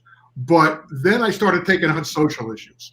And and everybody said, you were talking about gay ball players, domestic abuse, steroids, all this, alcoholic transgender athletes. I said, yeah, I enjoyed that. I enjoyed changing tones a lot. Yeah. To me, there were 1.5 hour stories, little movies each week, beginning, middle, and end. We didn't have any carryovers with beginning, middle, and end. And it was amazing because it was a great journey because what I loved, not loved all the time, the critics, it was the most excoriated show from some critics and then loved by others. I mean, we were a national joke to some people. They couldn't figure out what the show was. And, because of that, we were punchlines. And then I would walk in the street and then people like Neil Simon and the great David Halberstam, the author, David Milch, once came up to me and said, I don't know if you know it, but you're changing storytelling on TV a little bit. And I mean, then he did Deadwood right afterwards, we talked to you about. So that made me, my favorite story, and then I'll go off this. I'm at the Tribeca Film Festival opening night Vanity Fair party one year. And Fran Lebowitz, I don't know if you know Fran Lebowitz, the very acerbic, very funny writer, comes up to me, chain smoking, comes up, very dressed like Oscar Wilde. And she said, I hate sports, but I love your show. And I used to say, because it's not about sports, it's about characters in the world of sports. And that's totally different. It wasn't ever about a big game. It was like the people who worked there in a certain situation. And also the fact, I have to throw one more thing in here, is that I had, when Sex and the City, we were scheduled after Sex and the City. And I was losing a lot of that audience. And HBO didn't like that. But in my back pocket, I thought, but I've got this actress. I think I could use it. If I give her a bigger part, I think I could hold on to a lot more of this audience. This is where Fran Lebowitz did much. And of course, the actress was Sandra Oh. It was her first gig. So I was very fortunate to give her more and more and more and more because she was brilliant. She was always brilliant. She really was brilliant on that show, and you really did change storytelling. I could talk about it with you for hours, but listen. That show had a lasting effect on me, and I just started showing episodes of it to my own son. So, how old are your sons? Just turned 16. Yeah, okay, yeah. Because it was on HBO. I already told the story about HBO. Tommy Lasorda, the Los Angeles Dodger manager, former manager. I'm sitting with him at a ball game, and Tommy would come on the show at least once a season, and Tommy would say, how long did that Arliss show run? And I said, we ran 7 seasons. We had 80 episodes. He goes, I'll tell you what was wrong with your show. the language. Did you have to use that kind of language? And I said, well, Tommy, I was on HBO. He goes, I don't give a fuck. And everybody in the box seats that he was cracked up, he had no idea what he had said. So when I watch some of the nudity, especially the nudity, the sex, sometimes I go, I might have got a little over the line there. But yeah, I mean, 16, sure. Yeah. Sure. Well, it needed it. Television storytelling, it all needed it at the time. Well, I'm glad you're doing that. I'm very touched that you're doing that. Yeah. Well, I was around his age when I found it, and it actually defined a large part of my own writing and storytelling. So thank you for that. Just wanted to say. Hey, thank you. I'm going to drop out of here because this is the end of the night with David Lee Madison, and you're here to talk to him, not me. But I just had to kind of tell you just how much love and respect I have for you, sir. That's quite. I'm flattered. I really am. I appreciate that a lot. Thank you. Have a great time tonight. You too. And on that note, I shall be dropping out as well. All right, Joe. Well, you didn't shut up anyway. That's his problem. We can never get him to shut up. That's a joke. You know, it's funny. You brought up Tommy Lasorda. Did you ever hear his infamous interview after Dave Kingman hit 3 home runs and had 9 RBI? Sure. And he's worrying about cursing? Yeah, I mean, Tommy in private and in public are 2 different people. But I love the guy. I've known him forever. I've known him since I moved out here in like 1979, 1980. And it's always great. Tommy Lasorda is one of the greats. Now, and what's your favorite team? Who are you a fan of? Okay, I have a motto. Life is always better when the home team wins. Now, I don't mean just in sports. I mean in sports, yes, but also in family, in politics, in business. Life is always better when the home team wins. So when I live in New York and Los Angeles, so I root for the 2 Los Angeles teams and the New York teams. I like them both. But I love baseball. I've got a real fear I'm not going to see any this year, which would be fine. I can get through that. I'm not jonesing that much at all about it. Really not. I think I heard something to the effect that you're working on currently on some kind of baseball project, which I'll touch more towards the end of the interview. Stories about love of baseball and a lot of interviews with a lot of the people, especially off the field people. I mean, I'm interested in the off the field people. Awesome. Okay, your film career. A lot of people have IM'd me and texted me asking me to ask you about Hollywood Nights and how that came about for you, and your participation in that film. I just came out as a comic from New York in 1979, and Harriet Helberg was a casting director who's married to Sandy Helberg, who played one of the cops in the movie, and who was the mother of what's Helberg's first name on The Big Bang Theory? One of them. So Simon Helberg. But anyway, and I auditioned. I met with the director, Floyd Mutrux, who had written a movie called Freebie and the Bean and also American Hot Wax. And they had this movie that they were going to do, which was to be a cross between Animal House and American Graffiti. And I auditioned and I did a lot of improv stuff, and they gave me the part. So and I had a great time. Floyd could spot talent, young talent. He was really good at that. American Hot Wax, he's got Jay Leno and Fran Drescher, and in our movie he had Drescher came back, and it was me, Tony Danza's first film, Michelle Pfeiffer's first film. I mean, Floyd was very good at spotting talent. Mm-hmm. And a few films later, you work with Robin Williams in Good Morning Vietnam. Was Robin Williams the type of person in real life that people who are just fans of him would expect him to have been? Well, let me answer it this way. Robin Williams, I knew from the time I started out stand-up comedy in the late 70s. Robin Williams is probably one of the best human beings that ever walked the planet. Robin was very special, as obviously talented beyond, but you could talk to Robin. I mean, he was not on all the time. That's now he could go on at any time. I mean, but if you're talking with him about stuff, you could talk to Robin. Robin was pretty approachable about that way. Very nice. He wanted to please people. As far as meeting them and being friendly with them. And now he could go on in a second just for a nice laugh and move on. Robin, but the heart that Robin Williams had just in, he had been one of the comics from San Francisco. He was part of that group in San Francisco. And, that was in the mid 70s going into the late 70s, just before Mork and Mindy and that stuff. And then AIDS breaks out. And San Francisco gets pretty hit, as you can imagine.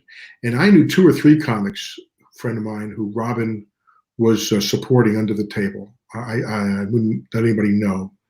Robin was very special. Yeah, I mean, he's one of the iconic actors of our time who, when he passed, it literally touched like everybody in a way. So I was curious if Robin was, that special of a person in real life, and I'm glad to hear that he was. After Good Morning Vietnam, you went on and did one of my favorite films of all time, Bull Durham. Ron Shelton directed it. How did that come together for you? And what was it like working with Tim Robbins and Kevin Costner? Okay, so I had just finished shooting Good Morning Vietnam. And I don't think it had come out yet. No, it didn't come out yet. And then my agent said there's a baseball movie, and she knows me in baseball. So there's a part that you might be right for that they may. So they got me a meeting, the casting director, and to meet with the director, Ron Shelton. And Ron Shelton said it was the worst audition he ever saw in his life. And he said to the casting director, "That's the worst audition I ever saw. Hire him immediately." Because what happened? Now I have to tell you how that came about, so you understand. It was after Good Morning Vietnam, and during Good Morning Vietnam, I became friendly with the late great Bruno Kirby. And Bruno became a little bit of my guru as far as acting. Bruno took acting very seriously and was just great. He played in Good Morning Vietnam. He played the prissy colonel, or whatever, not colonel, captain, who liked polkas and stuff. He was also young Clemenza in Godfather 2, and he was in When Harry Met Sally. He was Billy Crystal's best friend. But Bruno was a great. He was the maitre d' of life, as people would say. He would make sure that, can I help you with anything? What can I do? So before I had this audition, I called Bruno. And I said, "Bruno, I'm trying to get a lock on this character." And he said, "Well, tell me about him." And so I said, "Well, he's the pitching coach. And he's the pitching coach to a minor league manager." And Bruno says, "Well, it seems to me that if a manager is going to work his way up through the minor leagues, he's going to take his pitching coach with him." So, and that all I needed to hear, because then I realized he was a yes man. And as soon as I heard he was a yes man, I was totally fine, because then I could ad lib all that kind of baseball jargon, hum baby, no pitcher, hi, got it, you make it. I knew all that stuff from my dad. So as soon as I knew that, I went in there and just did that and gave the worst audition of all time. And where did you guys shoot those stadium scenes? Durham, North Carolina. Oh, it was there. Okay. Yeah, absolutely. And they were a minor league affiliate of who? Back then, they were a minor league affiliate of the Braves. Of the Braves? They were the Double-A team, I think, for the Single-A or Double-A team for the Braves.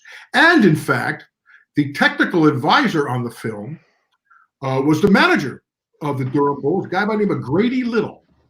Oh, right. Became the manager of the Boston Red Sox and the LA Dodgers. And I believe to this day, with the exception of Aaron Boone, has the highest winning percentage of any manager in baseball history. Sweet. Yeah. Now, when you make films like another thing I want to touch on. Did you grow up in New Jersey? Am I mistaken? Yeah, New Jersey. Okay. Were you familiar with the Uncle Floyd show? I had heard of Uncle Floyd. Okay, because I've seen it. I met Floyd in Thailand for the first time. Yeah, because Uncle Floyd was a cult icon in New Jersey with the Uncle Floyd show, who appeared with you in Good Morning Vietnam. So I was curious if you had any connection with him before you guys worked on the film. Yeah, I was on his show in 1975 as a 5-year-old who could impersonate Boris Karloff. So that's pretty horrifying stuff. Very good. So 1989, Tim Burton's Batman. Many consider the tentpole film that started almost this enormous superhero cinematic universe. How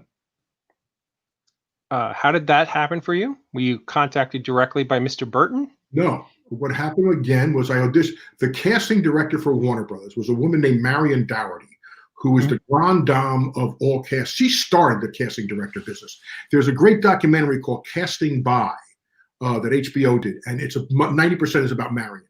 Marion gave everybody their start from first roles in TV and acting to everybody from Dustin Hoffman to Gene Hackman to Robert Duvall, you name it, but she liked me and she liked what I did.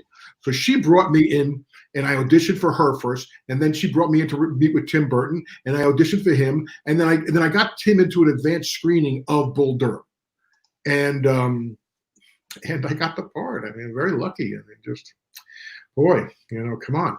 I mean, that was a great opportunity. Just you get lucky.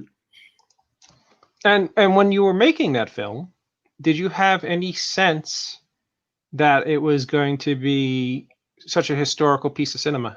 And did you have an idea that it was going to be foreshadowing what was going to come next with the Batman universe, all the Batman films, all the superhero movies? Okay, at the time, I remember it's probably the most expensive movie ever made at that time. We shot it in London, and the one thing we all agreed upon, because there were no kids in this movie. I mean, I was in my early 30s, and we all agreed upon one thing: that this movie would be released. It was like, because you do a lot of work that not everybody sees. I have a movie today that opened up today on video on demand. So it opened up it's getting great reviews too. It's great, but a lot of times, you don't know what's. But we knew with Batman it would be released. Okay, that said, I thought it had a chance because there's a saying in movies: if you get your script pretty perfect, you get your script pretty damn solid, and you cast it perfectly, about 85–90% of your work is done. In this one, all the elements came together correctly, although maybe at the time it didn't seem that way, especially when it came to the casting of Michael Keaton. But the script was terrific. It was because I was not a fan at all of the campy TV show. I just wasn't. It was too jokey. It wasn't the Batman that I remembered, reading the books. But this was darker. And this was, and Tim Burton was the perfect person. I mean, he'd only done the 2 movies, I think. He had done Beetlejuice and Pee-wee's Big Adventure, but you knew he was an artist. He was a visual stylist, which is what this movie needed. And the fact that he was casting Keaton, who I knew from stand-up days, and me, and Jack Nicholson, who was the biggest star in the world at that time, showed it was like, this is a chance. This has a chance.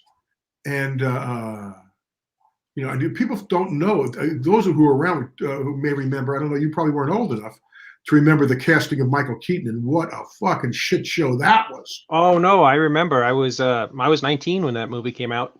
And I was one of the people who at first, my first inclination was like, wow, why cast Michael Keaton in this role? It just seemed like such bizarre casting. But I remember going and seeing the film the day it came out, the Midway Theater in Forest Hills. Wait online for like 4 hours, and we got in. And after the film was done, I was absolutely mesmerized by his performance. And I think what worked great about Keaton as Batman and Nicholson as the Joker is that they were essentially playing the same part, is the way I felt about it. And they both had this kind of this deep, dark, foreboding performance. And I thought it worked really well. Well, I had not seen Batman in quite a while, so I watched it about 3 months ago, 2-3 months ago. And the first thing you forget is how funny Jack is. How funny Nicholson. He's cracking jokes left and right. I mean, he's having a ball. See, also Batman was also a product of the studios. I mean, Tim didn't want the Prince songs. He didn't want that. That was never in his, but remember, Tim Burton is not Tim Burton that we know today. Back then, you didn't have Final Cut or anything like that. You had the 2 of the biggest producers, Goober and Peters, who, by the way, they were terrified that he was going so dark with it. they went with him where he kept fighting him, but they insisted on Jack Nicholson because they'd done Witches of Eastwick with him just before. And, but they had a different vision, believe me. I once asked John Peters, or if it was with Peters or Google, who would you have cast if you couldn't get if Michael Keaton? And I think the answer was Bill Murray. Really? So they were thinking a different movie. Believe me, it was either Steve Martin. No, it was Bill Murray. But Michael, I had known from stand-up, and I knew how Michael had a dark side, and also I had seen the movie Clean and Sober that Michael had done. And Michael's a major talent. Michael Keaton might be my favorite actor today. I mean, he's done such great work. I mean, Spotlight and Birdman, and look at the Founder. I mean, Michael Keaton is really fucking good. So it had all the elements. And then when you got to London and saw the set at Pinewood Studios, designed by Anton Furst, this brilliant, crazed, tortured artist who wound up throwing himself off a roof about a year and a half later. It had a chance. I always thought, yeah, this has got it. Now, believe me, the studios didn't know what they had because it was dark compared to Adam West shit. You know, they had, I saw people who said, I don't know, the theater owners were scared about it. And I remember the first time that they put the Batman logo up in a billboard on Wilshire Boulevard, and there was no printing, no nothing, just that symbol, and people couldn't make out what it was. They could. What am I looking at here? They weren't used to seeing the bat. Am I looking at the black? Am I looking at, because if you never saw it before, it was like, what is that? Until they realized what it was. The time when I thought it could be a super smash was when I saw the trailer for the first time in a packed house audience and the reaction to it. That's when I thought, oh boy, this could be big. Yeah. And you know what's great? I mean, Keaton was an inspired choice, but they could have easily fell into a trap and gave it to somebody like Bruce Willis, and it would have been a totally different. They weren't going to go that way. Yeah, they weren't going that way. It was going to be Bill Murray, Steve Martin. I mean, they saw it more as funny. It's going to be, they grew up on the other Batman. Yeah, the Adam West. Yeah. Yeah. Well, I'm glad the movie didn't turn out that way. No, it didn't. Absolutely. No, it didn't. But it's the first one of that. I always have a theory about the whole Batman series, that let's do the first incarnation series through the Joel Schumacher films. I think there's 5 of them together. Is that right? 5, 4, something like that. I think there's 5. Yeah. If you put together the first one, the second one, the third, we go back to back to back, that every hour gets progressively worse. I mean, when you watch those Joel Schumacher pieces of shit, I mean, I'm sorry. See, let me tell you though, that's the way, believe me, that's the way Goober and Peters would have gone. Yeah. That's what they were looking for. The fortunate thing was Tim Burton. There's no Batman without Tim Burton. No, absolutely. I mean, the Joel Schumacher films were beautifully stylistic. I mean, they were shot beautifully. The substance was just totally missing. Wrong sensibilities. Yep. Wrong. Out of all the wonderful, wonderful filmmakers you've worked with, the greatest directors that you worked with, who would you consider was the most giving to you as far as helping you? Everybody needs to learn along the way in life. And who was the most giving and helpful filmmaker, director in your career? They're all different. Tim was wonderful to me. He allowed me to, ad lib and quip. I mean, the king of the wicker people and shit like that. What's Batman? Is there a 6-foot bat in Gotham City, and what's he pulling down after taxes? Yeah. Barry Levinson loves improvisation, and Barry knows funny. So Barry was great. Ron Shelton was great. I mean, we became lifelong friends. As far as performance, I did a little movie called Mistress, which is the best performance I ever gave by a writer-director by the name of Barry Primus. That's the best performance. He got me more as an actor.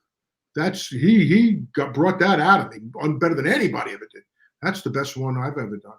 By the way, Mistress was a fantastic movie, and I was going to discuss it with you, but Scott Schiaffo, who is from Clerks fame, we call him Uncle Scott on my show, asked me to save the Mistress question for him to ask you at the end of the interview. But sure. Seeing you just brought it up. Sure. What a fantastic movie and a great performance. Well, thank you. That's my best work. I mean, Mistress was going to work every day. And remember, it's Tribeca's first film. So every favor was called invited. It was De Niro, it was Danny Aiello, it was Eli Wallach, it was Cheryl Lee Ralph, it was Laurie Metcalf, it was Martin Landau, for God's sake. Oh, don't forget Christopher Walken in a wonderfully. Christopher Walken, Chase Alexander, Mike. It was like every day going to work with,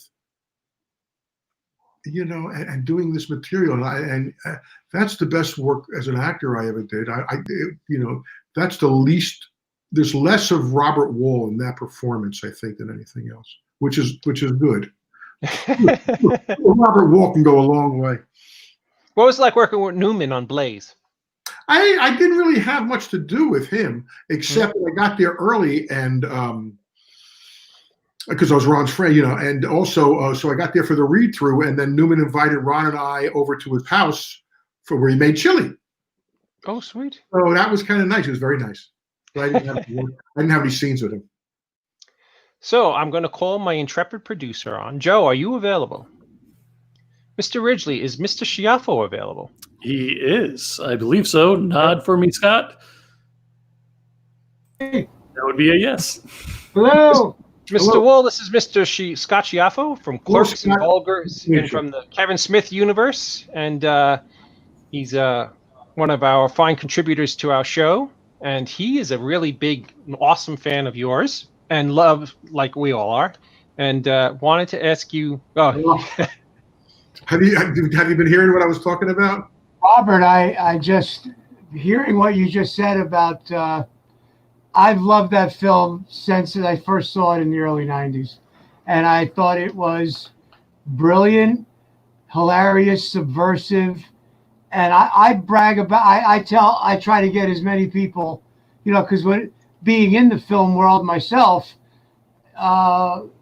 it's your performance is sublime. And now you were saying that's the least of you in any character. So you had to go to a pretty dark place, because it's pretty dark.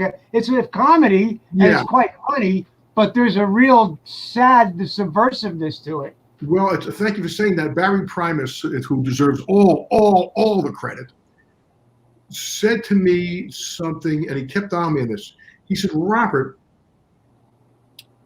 this character is not successful, so you have to embrace losing.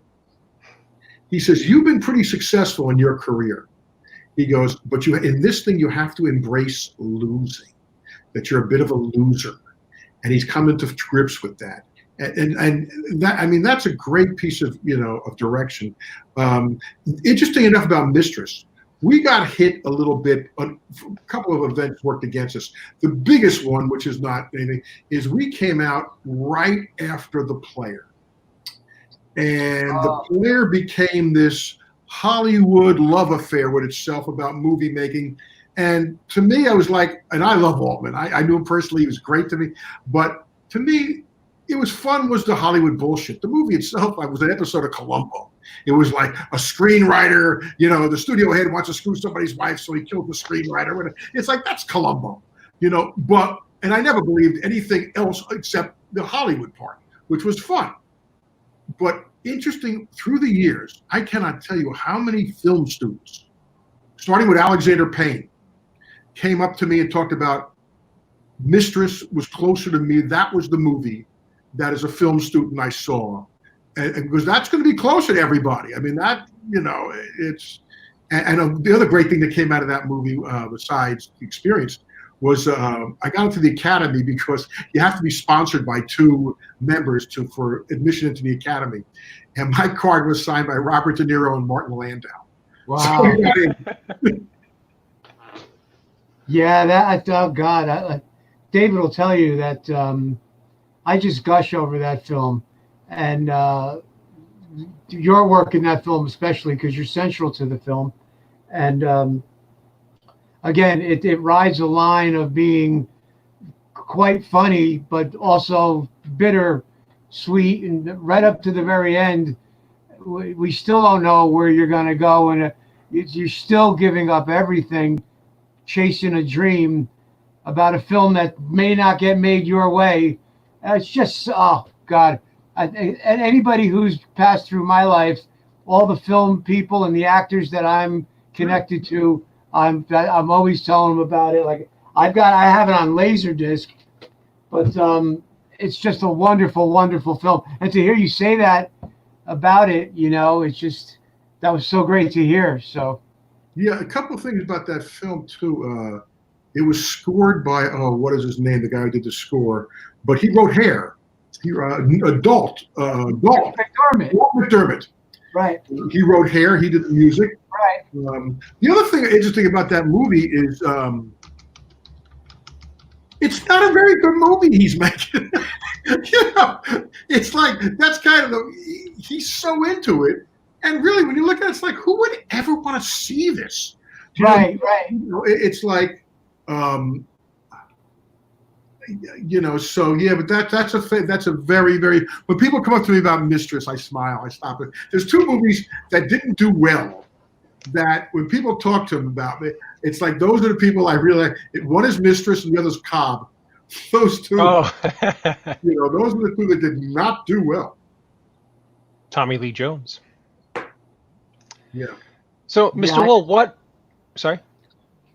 I'm good. I'm going to head out for now. I just wanted to pop in to discuss that a little bit and get the chance to, because from the bottom of my heart, huge fan of that film and a lot of your work. Assume the Position. My father-in-law, he loved those presentations, and he was a brilliant, beautiful man, and he loved your stuff too. And he's gone now, unfortunately, but your work has meant a lot to me for the last 3 decades. So it was really nice to be able to pop on this show and say hello to you, talk about that film that is one of my all-time faves. And to hear you say the great things about it just makes me feel great knowing that it means so much to you. It does. Scott, it was great to meet you. Thank you. Nice meeting you, Robert. I'll see you later, David. Take care, Uncle Scott. So, Mr. Wuhl, there was a film you said that was released today. Can you tell us about it and where people can find it? Well, I didn't know it was going to be released until today. It's called Shirley, and it stars Elizabeth Moss and Michael Stuhlbarg, and it got released on video on demand, Vudu, or I'm sure your local video, and it's getting sensational reviews. It's got like 90% on Rotten Tomatoes, and they're talking about her. I don't know how they're going to do the Oscars for this year anyway, but I mean, it's about Shirley Jackson, who was a very, very famous horror author. In fact, Stephen King always referred to her as his muse. She wrote The Haunting of Hill House and The Lottery, and this is a fictional biography of her and her husband. And I didn't even know I only have a very small role. I did one scene in it. It was a good scene, and I didn't even know it was being released, and I hadn't heard anything, so I figured I was cut out of the picture. I only had one scene, but apparently people have been writing me and said, the movie's terrific. So, and mentioning that I'm still in it. So, which is good because that means residuals. If you're not in the movie, you don't get residuals. So, although residuals on video on demand, what's that going to be, a nickel? But no, it's gotten really good reviews. I haven't seen the movie, but it's called Shirley, and it's like a horror thriller comedy thing, I guess. Sweet. And where can everybody who's watching us tonight find you on social media? I'm on Facebook, which I almost got off of today. I got into a fight. You get into these fights on Facebook, and I've actually just lost a friend because of something. It's all Facebook too.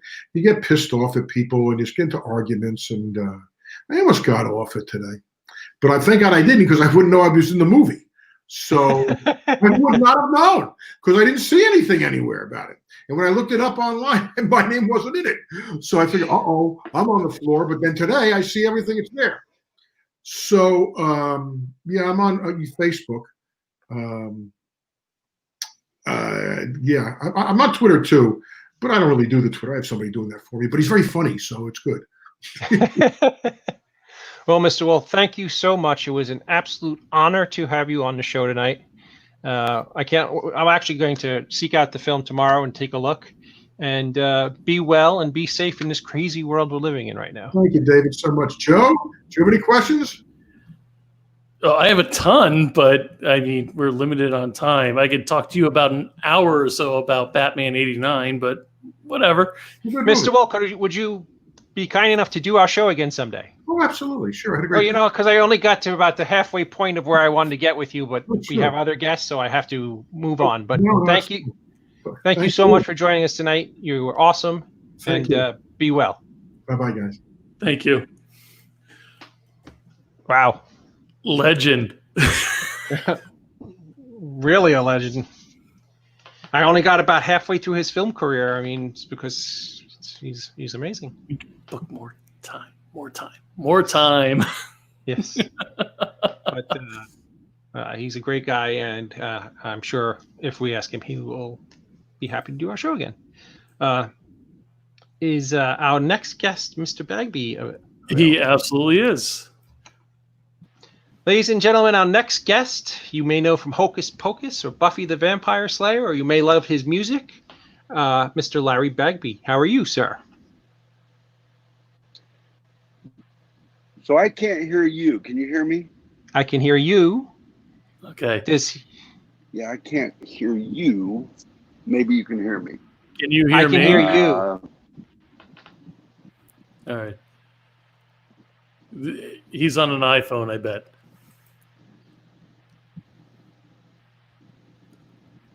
Can you hear us now? You guys there? Yeah, we're here. Can you hear us? I'm not hearing you guys for some reason.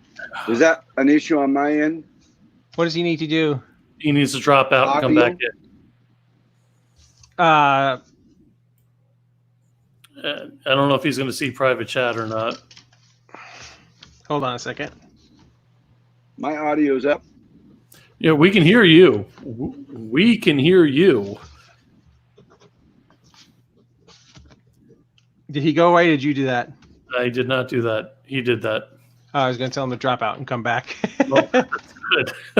Let's see. Yeah, it's a known iPhone issue, unfortunately. I thought they had this solved. I do apologize. Oh, no. It happens. I am texting him to drop out and come back. And it may be a permission thing also, which has happened. Oh, let's see. He's coming back on. And I don't see. Can you hear us now? Can you hear us now? Now I can hear you. Awesome. Very Verizon of you. Are you doing ads for Verizon? Can you hear me now? I don't know. You think we can make money off of it? I don't know. I think that guy did. And then he had the balls to go to Sprint. To jump ship to another company. Yeah. What's probably to double his money. T-Mobile? Yeah. Smart kid. Oh yeah. How are you, Mr. Bagby? Man, I'm well. You guys are awesome. I was watching some of that. I'm a fan of his work too, man. Wow. What an amazing guy. Oh, like just an amazing career and just such a nice and humble man for somebody who's did so much wonderful things. Yeah. I loved him. The Arliss thing I loved that. That was amazing. That was great work. Everything else he did too, but yeah. Yeah, I'm a big Bull Durham guy actually. And that movie Mistress, if you haven't seen it, check out Mistress with Robert De Niro. It's a great film. All right, I got to ask. Oh, you're not talking about my Mistress. Okay. No. Maybe. Wait a minute. Can we make money off of that also? Larry, what's the Beatles thing behind you? Are they here again? Oh, excuse me. Oh, yeah, it's a blanket. Okay.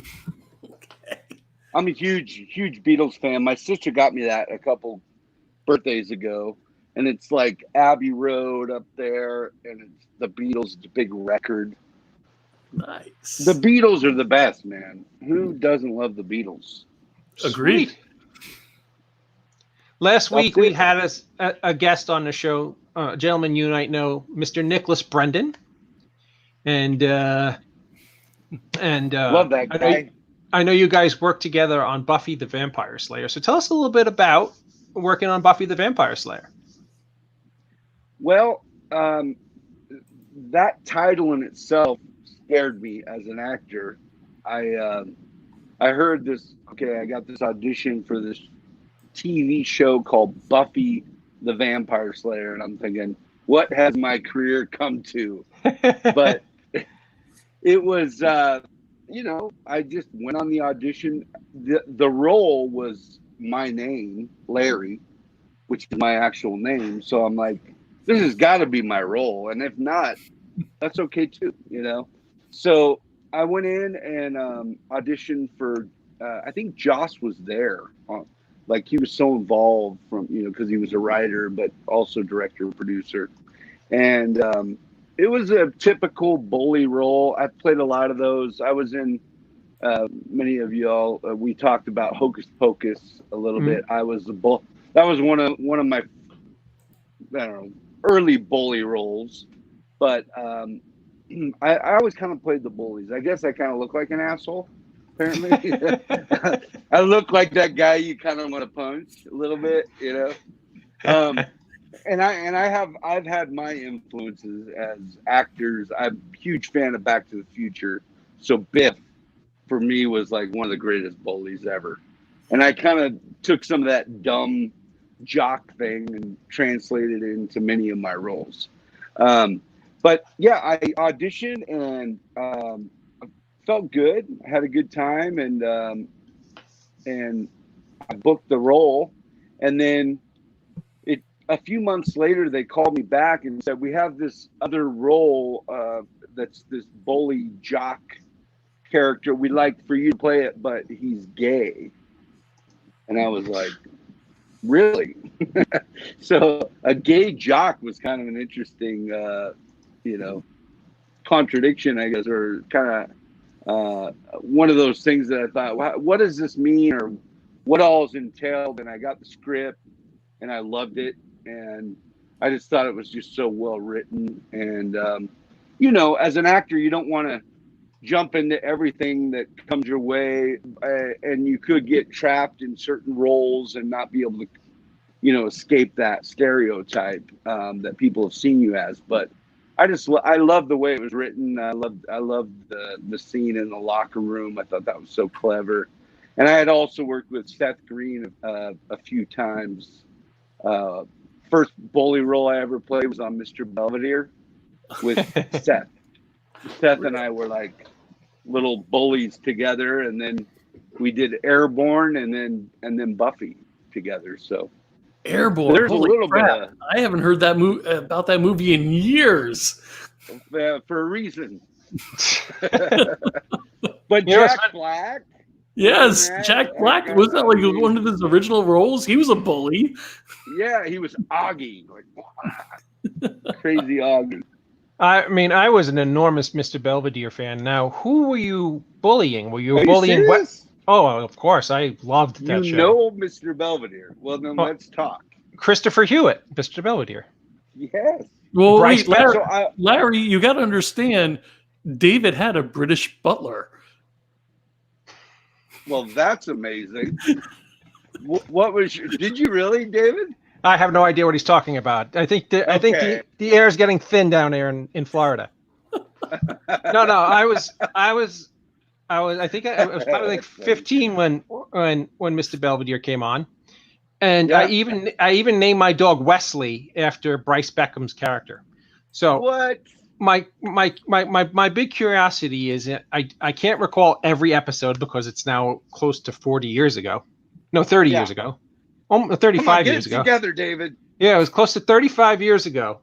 And who did you bully? Did you bully the older brother or Wesley? Wesley, your dog. We bullied your dog.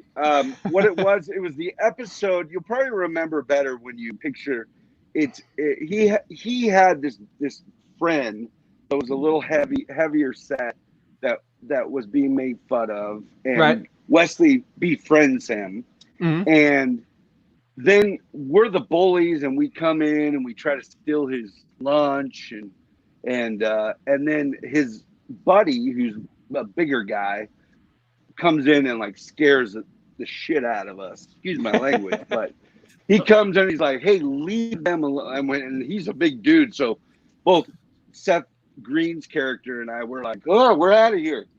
And literally, that was so. It was like, I'll have to look up but if you just look up my name and Seth Green, put those together, and there's pictures I saw that somebody found on the internet that are good pictures. Like, I think it's Getty Images or something of our scenes, and you'll remember when you see it. Like, I had the jean jacket, typical, like, cut off, trying to be tough guy. But that was the first TV show I ever did, first guest star role, and I was probably 14 or 15 when I did that. I'm 46 now, so can you imagine? Don't worry, I'm old enough to be a father. Oh, father, forgive me. It's a whole nother me show. Too. Yeah. So Larry, where's tell me, your butler again? she's upstairs sleeping. Of course. With who? Oh, snap. I always wondered how my daughter got so smart. Oh, damn.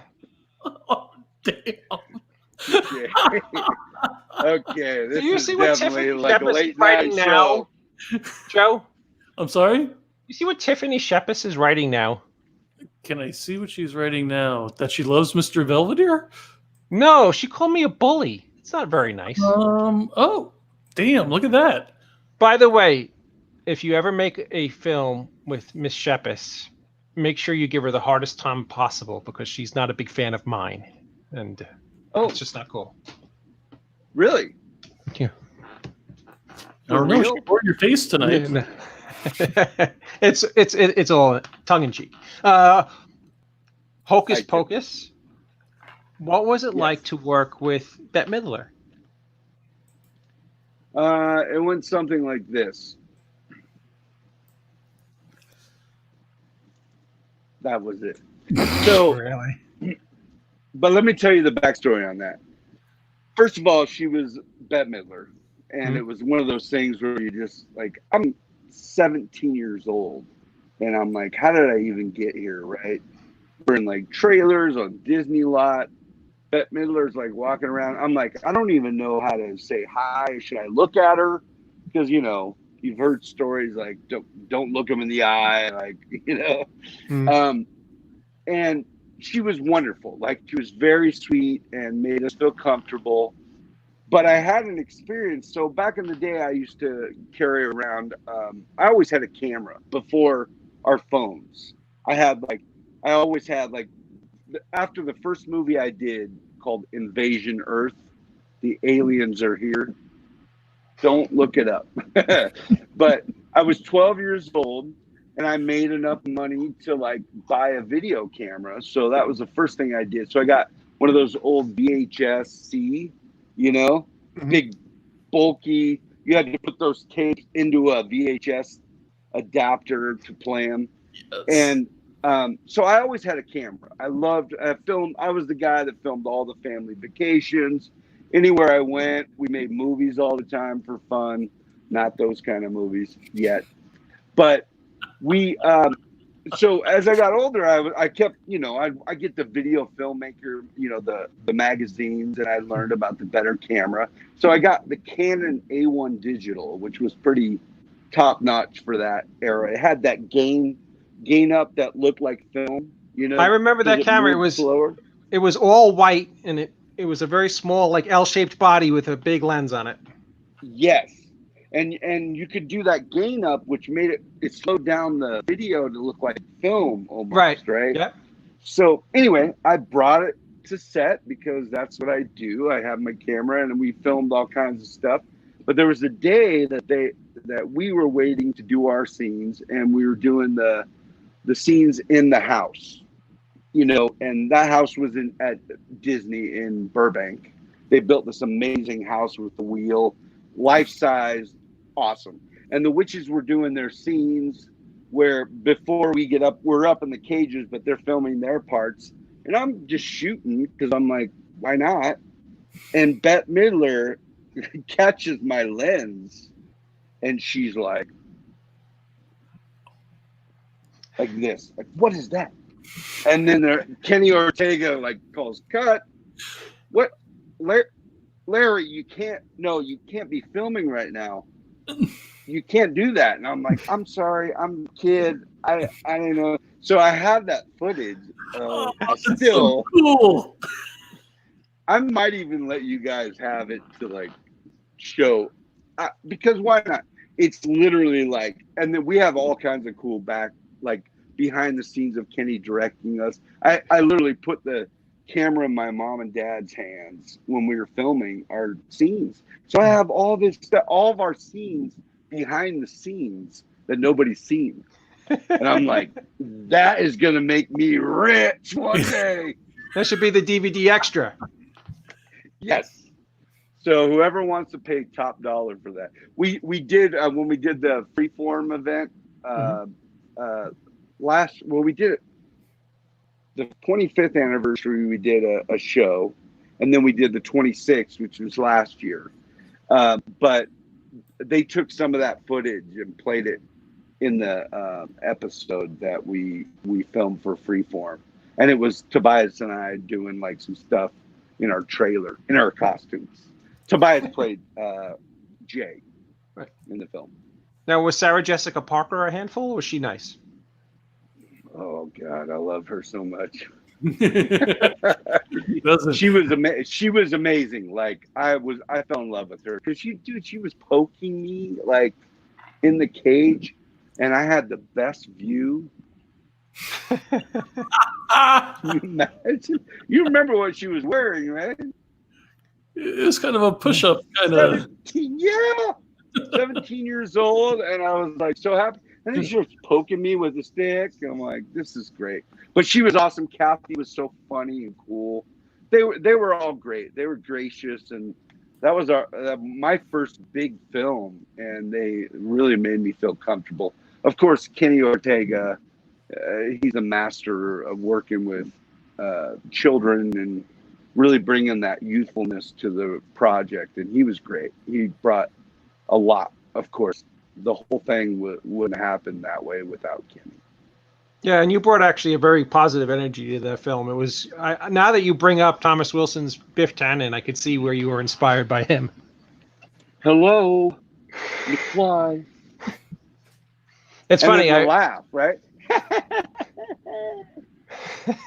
Biff laugh. I actually had a business dinner with James Tolkien once, and he was the principal in the Back to the Future movies. And at the end of the end of our business dinner, I said, Mr. Tolkien, please grab me by my lapels and call me a slacker. I swear I will make sure that you get this part in this movie and that everything goes well if you do that. And he gets up totally deadpan, grabs me by my lapels and goes, listen, Madison, you're a slacker. No, Madison will never amount to anything. And I was like, done. Hearts were shooting out of my chest. I was finished. Isn't that amazing? You know, I got to work with, it reminds me of, I'm a big fan of Office Space. Remember that movie? Okay. Yep. And I worked on a movie with Gary Carr, who played, we were in a rugby movie together. And Gary played, we're going to need you to come in. He was the boss. Mm-hmm. Not Gary Carr. That was my principal in junior high. Not Gary Coleman either. Oh, no. Who played the Office? Gary, is it Carr? No. Cole. Anyway, whoever it was, the guy with the glass. Made him do. Yes, we're gonna need you to come in. Anyway, I made him do like a voicemail for me. Oh yeah. Are you talking to the guy who was in the Brady Bunch movie? Yes, Gary Cole. Gary Cole, not Coleman. Yes. I got to work with Gary Coleman too, by the way. Oh, Another. sweet. What you talking about, Mr. Will? Yeah. So from what I understand, Larry, not only are you an accomplished and wonderful actor, but you are also an accomplished and wonderful musician. And I know we're not set up in the best possible way for you to perform, but would you be able to give a shot for us? You bet. I always have a guitar handy. Okay. All right. And what is it you? Yeah. Just when he starts, I'm going to mute our mics so there's Okay. no. I just want to ask him one question before he starts. Larry, what will you be playing? Just one question, Mr. Madison. Just one, I promise. What will you be playing? I will be playing a song that is an original. So I hope Facebook doesn't try to shut it down, because they have tried to shut my own music down on me. But hopefully they won't, because it's my music. It's my heart. It's my soul. This is called Still. It's just, I'm going to dedicate this song tonight because it was about an ex-girlfriend that I loved and I lost, not to death, but to my stupid mistakes. But tonight I dedicate this to my sweet little Maltese who lived 17 years, my little companion, and her name was Princess Leia. I'm not a geek, but you get it. And so this is a song about me missing her tonight. All right, everybody. Without further ado, take it away, Mr. Bagby.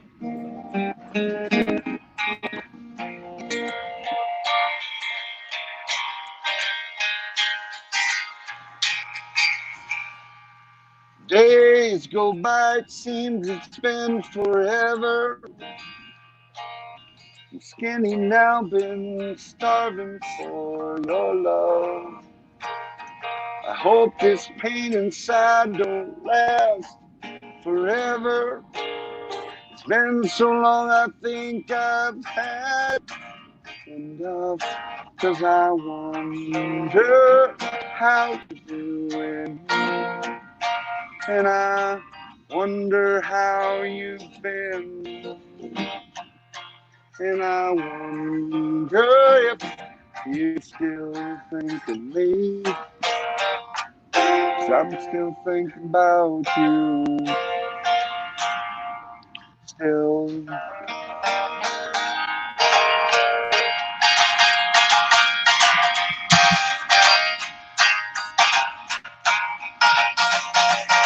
I wonder how you've been since we departed.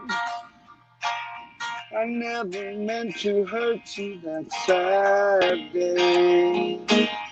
I long to hear you whisper that you love me. Bark at me, 'cause I can't feel your body close to me no more. And I wonder how you're doing. And I wonder how you feel. And I wonder if you still think of me. I'm still thinking about you. Still.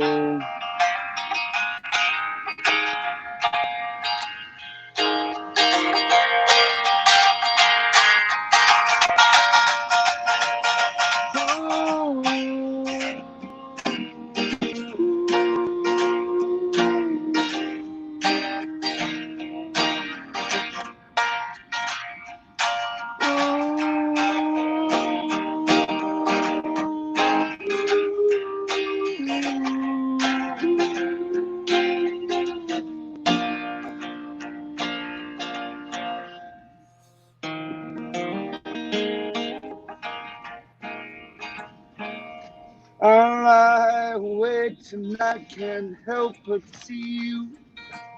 I picture you still coming through that door.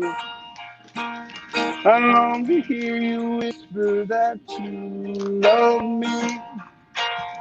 'Cause I can't hold your body close to me no more. And I wonder how you feel. I wonder how you've been. And I wonder if you still think of me. I'm still thinking about you. Still.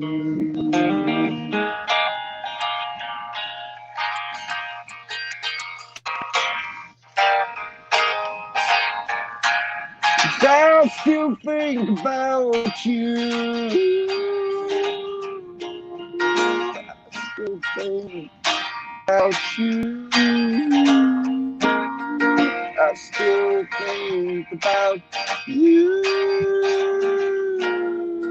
I still think about you.